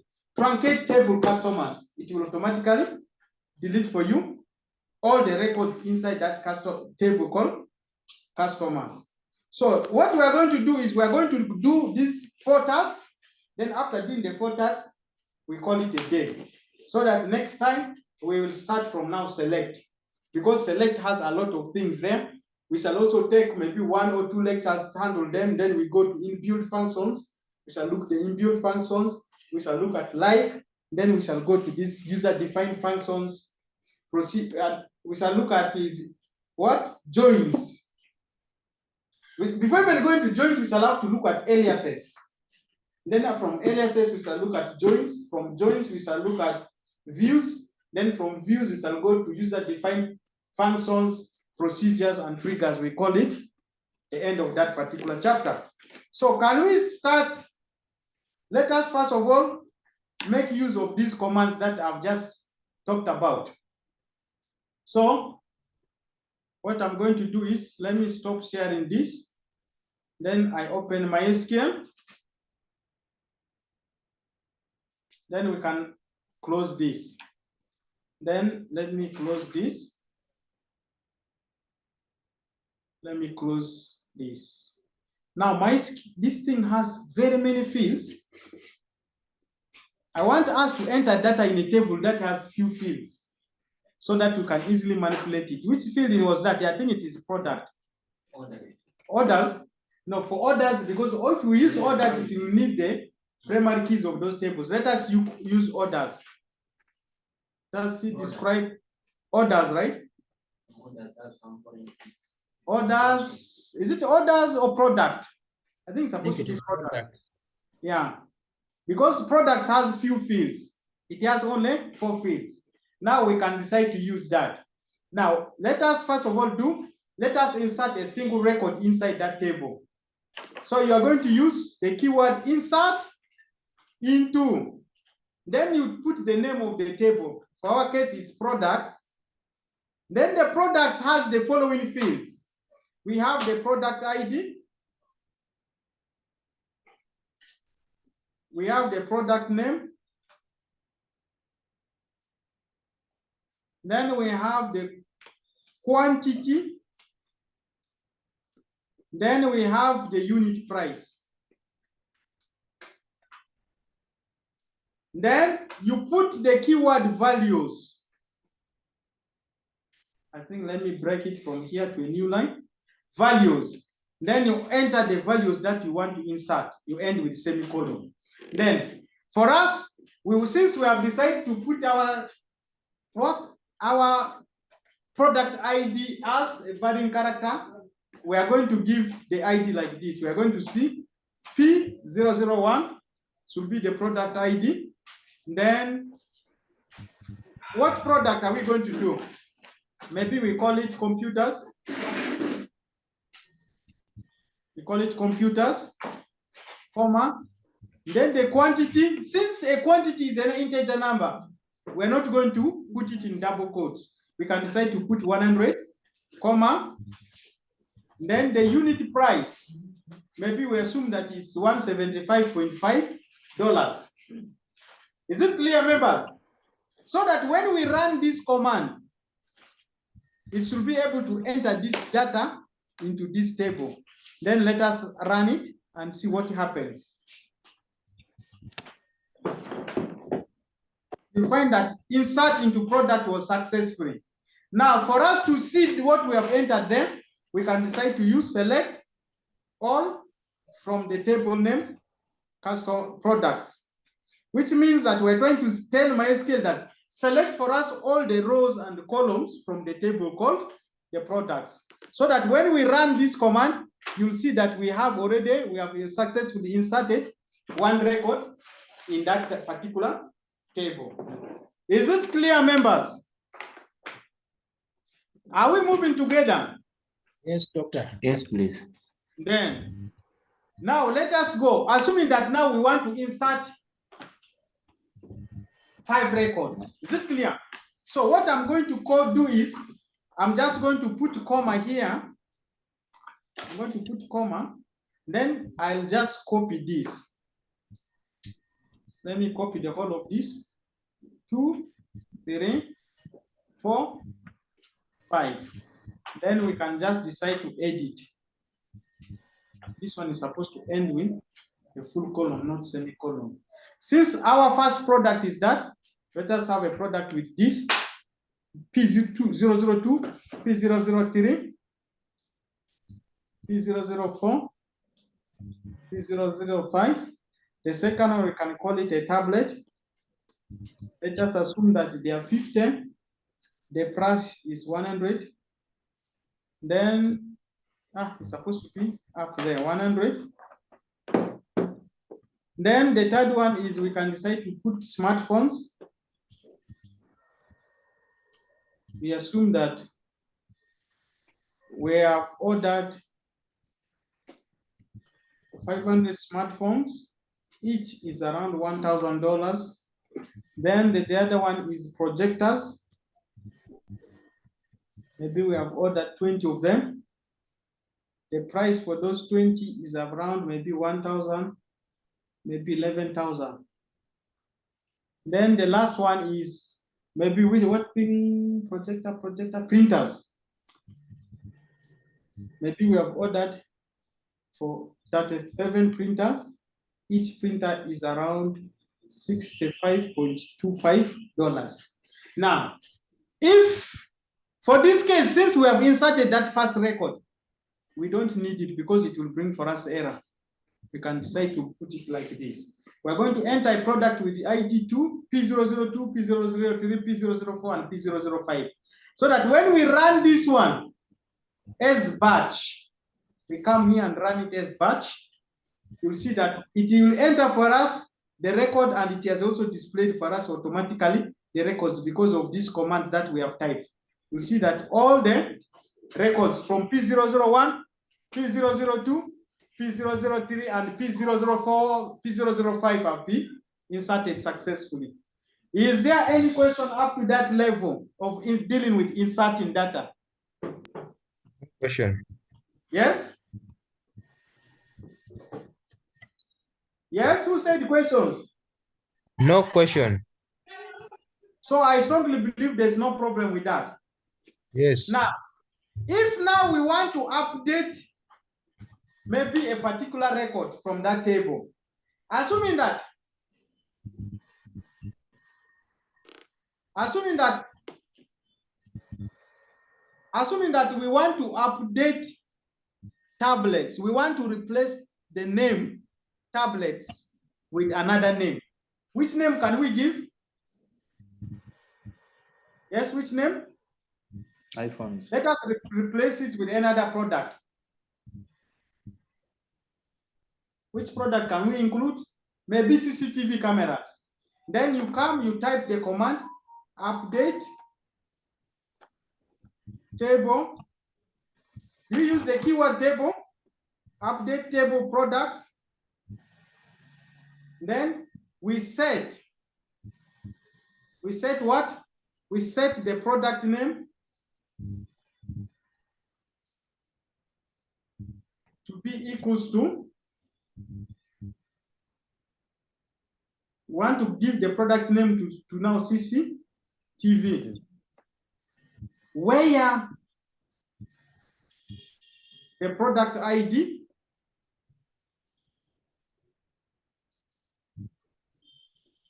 is equals to P00. Is it what? We are updating tab P002. Then we end the semicolon. So what we're trying to do here is we're trying to tell MySQL, I think this keyword table is not supposed to be there. We're trying to tell MySQL that we want to update a record inside a table called products. And the column which we want to update is we want to update the product name. Is it clear? We want to give the product name to be CCTV for the product with the ID P002. So let us run this command and see what will happen. When we run this as single, let us run it as single. Run it single, you put it as one line. Then you run it. You see that? When, let us see what instruction it has brought.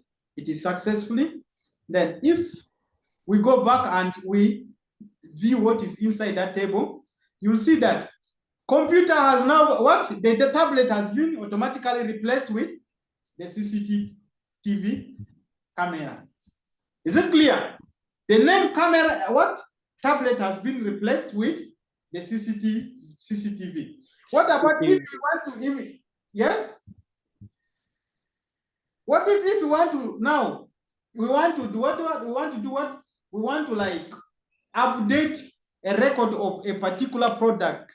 We want, assuming that we want to change this the last product, that is P005, we want to change the name, we want to change the quantity, and we want to change the unit price. This is what you're going to do. You type the same command, update products, update the table products, set product name to be what? Instead of printers, we can decide to put it scanners. Scanners. Then you put comma. What else do you want to update? The quantity. We want also to update the quantity. We want the quantity to be this time maybe 800. And then the unit price. The unit price, we want it to be maybe $50. Where the product ID is P005, which means that we want to update the details of this last product, where we want to change the name from printers to scanners. We want to change the quantity to 800 and we want to change the price to $50. So when we run this command, we come here and we run it. You'll find that it is successful. Yeah, it is successfully. You can even clear this. Then if I go back and run this command, you'll see that it will be able to display for me the last one. You'll find that printer has been replaced with the scanner. The quantity has been updated. Even the unit price have been updated. So is there any question up to that level before I move to delete? So if there is no question, we can decide to say that we want to delete a particular record from the table. Assuming that we want to delete what? We want to delete. Doctor. Yes. A quick one. Yes, yes. Mine is in relation to the update command. Yes. And towards the end, we're picking what? We're picking the product ID. Yes. And we're updating a particular row. Yes. Are we in position to update a number of rows apart from updating only one row as a command? Because we were only updating a row where we are changing a number of fields there. Now, if you want to delete, like what you can do is you can either decide to update records in the entire column. Is it clear? I can decide to update customers. Then I decide to set what? I set the quantity. I decide to set the quantity to be maybe 5. When I run this command, what it will happen is it will update all the command. I mean the quantity for all the products to be 5. Is that what you were asking? No. You wanted just a particular one? I was asking about, like for instance, you were running a command of a product ID 5. Yes. And you were updating, instead of printer, you're putting scanner, instead of 37, so on. Can we do the same line of command to do with even product ID 4, 3 as the same one line of command? Like how? You want also to update, you want all of them to have... I can also update projectors with their quantities. I can update smartphones with also their quantity, but within the same line of command. No, that one I've not seen. I've not seen. What you can do is you can either update the entire product or you update one at a time. Okay. Okay, I have a question. Yes. Now, what if like we have a bigger maybe table? I'm going to assume it's like maybe a health center.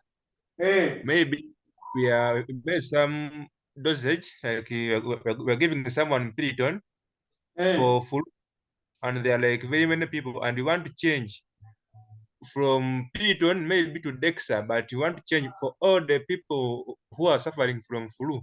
How can we do that using the primary key or their ID? We shall come to that. Okay. Is it clear? We still have 1 or 2 lectures, and then we shall reach to that. I think 1. Maybe in the next lecture we shall cover that. Okay. Okay. Now the next is, if you want to delete a record, assuming that we want to delete CCT, we want to delete the first record. If you want to delete all the records, is it clear? You can just delete from maybe products. Once you run this command, is it clear? Once you run this command, delete from,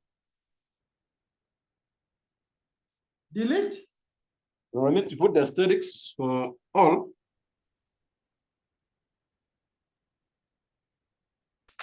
It has worked, I'm strongly believe. If not, let me see what is inside there. Let us run these products and see. So it has not. Assuming that, let us put delete all from, like that. Delete all from customers. It's still bringing this error. Maybe we can decide to say delete the product ID. Delete all the product IDs from the table called products. When we run this command, what does it say? Unknown table called product ID.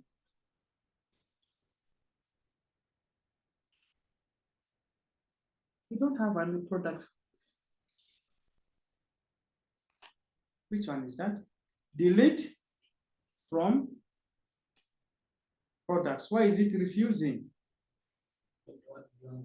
I want to delete all the records. Oh, I've got it. Now you can use delete command. I can now recall somewhere I tried it. It doesn't work for some versions of MySQL, but for some versions you find it working. Now, if you want to delete, let us now first by if you want to delete only a particular record, assuming that we want to delete the projector with this ID, with this product ID, then you can use the command delete from products where the product ID,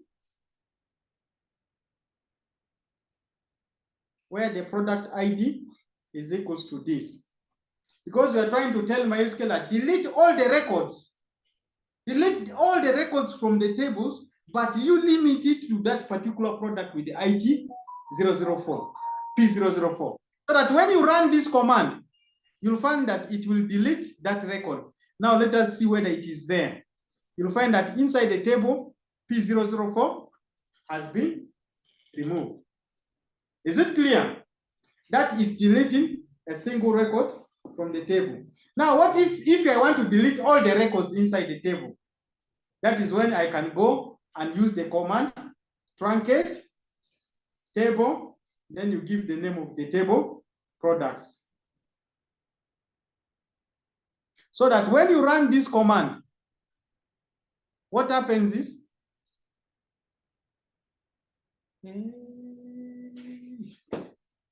I now got the reason why it is refusing to delete it. Because we have decided to put a primary key somewhere under orders. That's why it is bringing that. It cannot deal because of the constraint. That constraint that we have put. So assuming that there is no constraint, or we have decided to delete. Now, can we delete a column? How do we delete a column? How do you drop a column? Let us say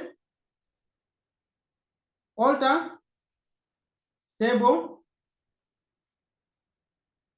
orders, then drop column, maybe product ID.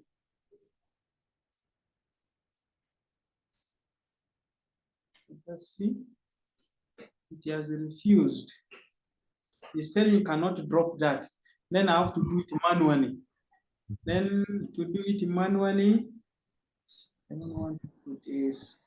I want it. Okay, let me go to orders, right click it. Then I go to alter table. Then from here, let me delete product manually. This one. First of all, I remove not none. Then, secondly, let me delete the selected. Then I save it, apply changes, then apply. Successful. So that I can close it. It's not actually what I wanted.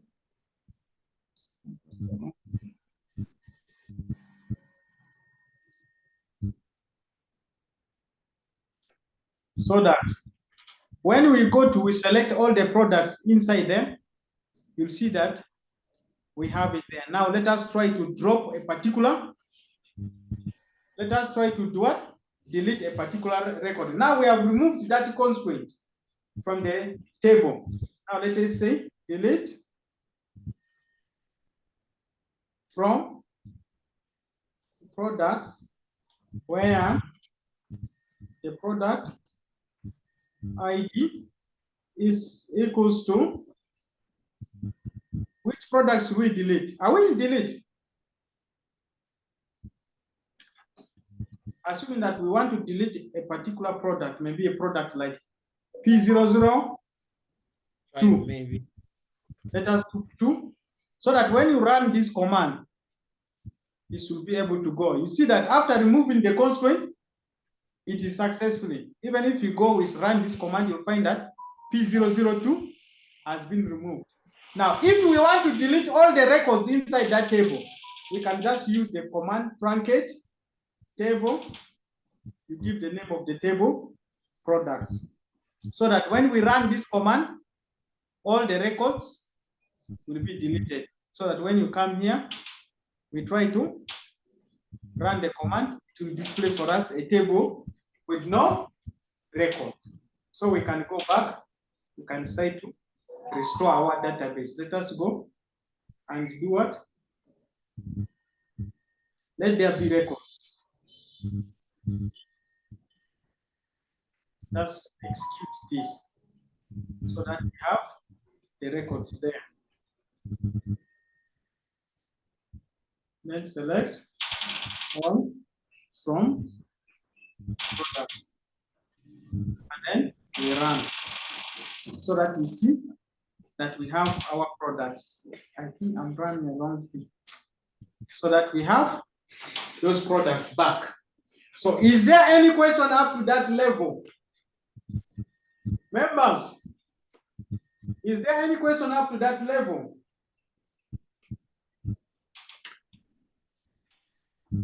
I think there's no question, only that it is time. Ah, this is the last one. Okay. Hey, we are actually done with the class. Thank you. Good, doctor. Where we're supposed to stop. Then next time we shall now start from select. How do you use the select command? Because select is a lot, you use it a lot. And then we shall see the different things that you can do with select. So with that, we have come to the end of the class. If there are no questions, who are those ones there? Thank you so much, doctor. Maybe we'll be expecting the recording.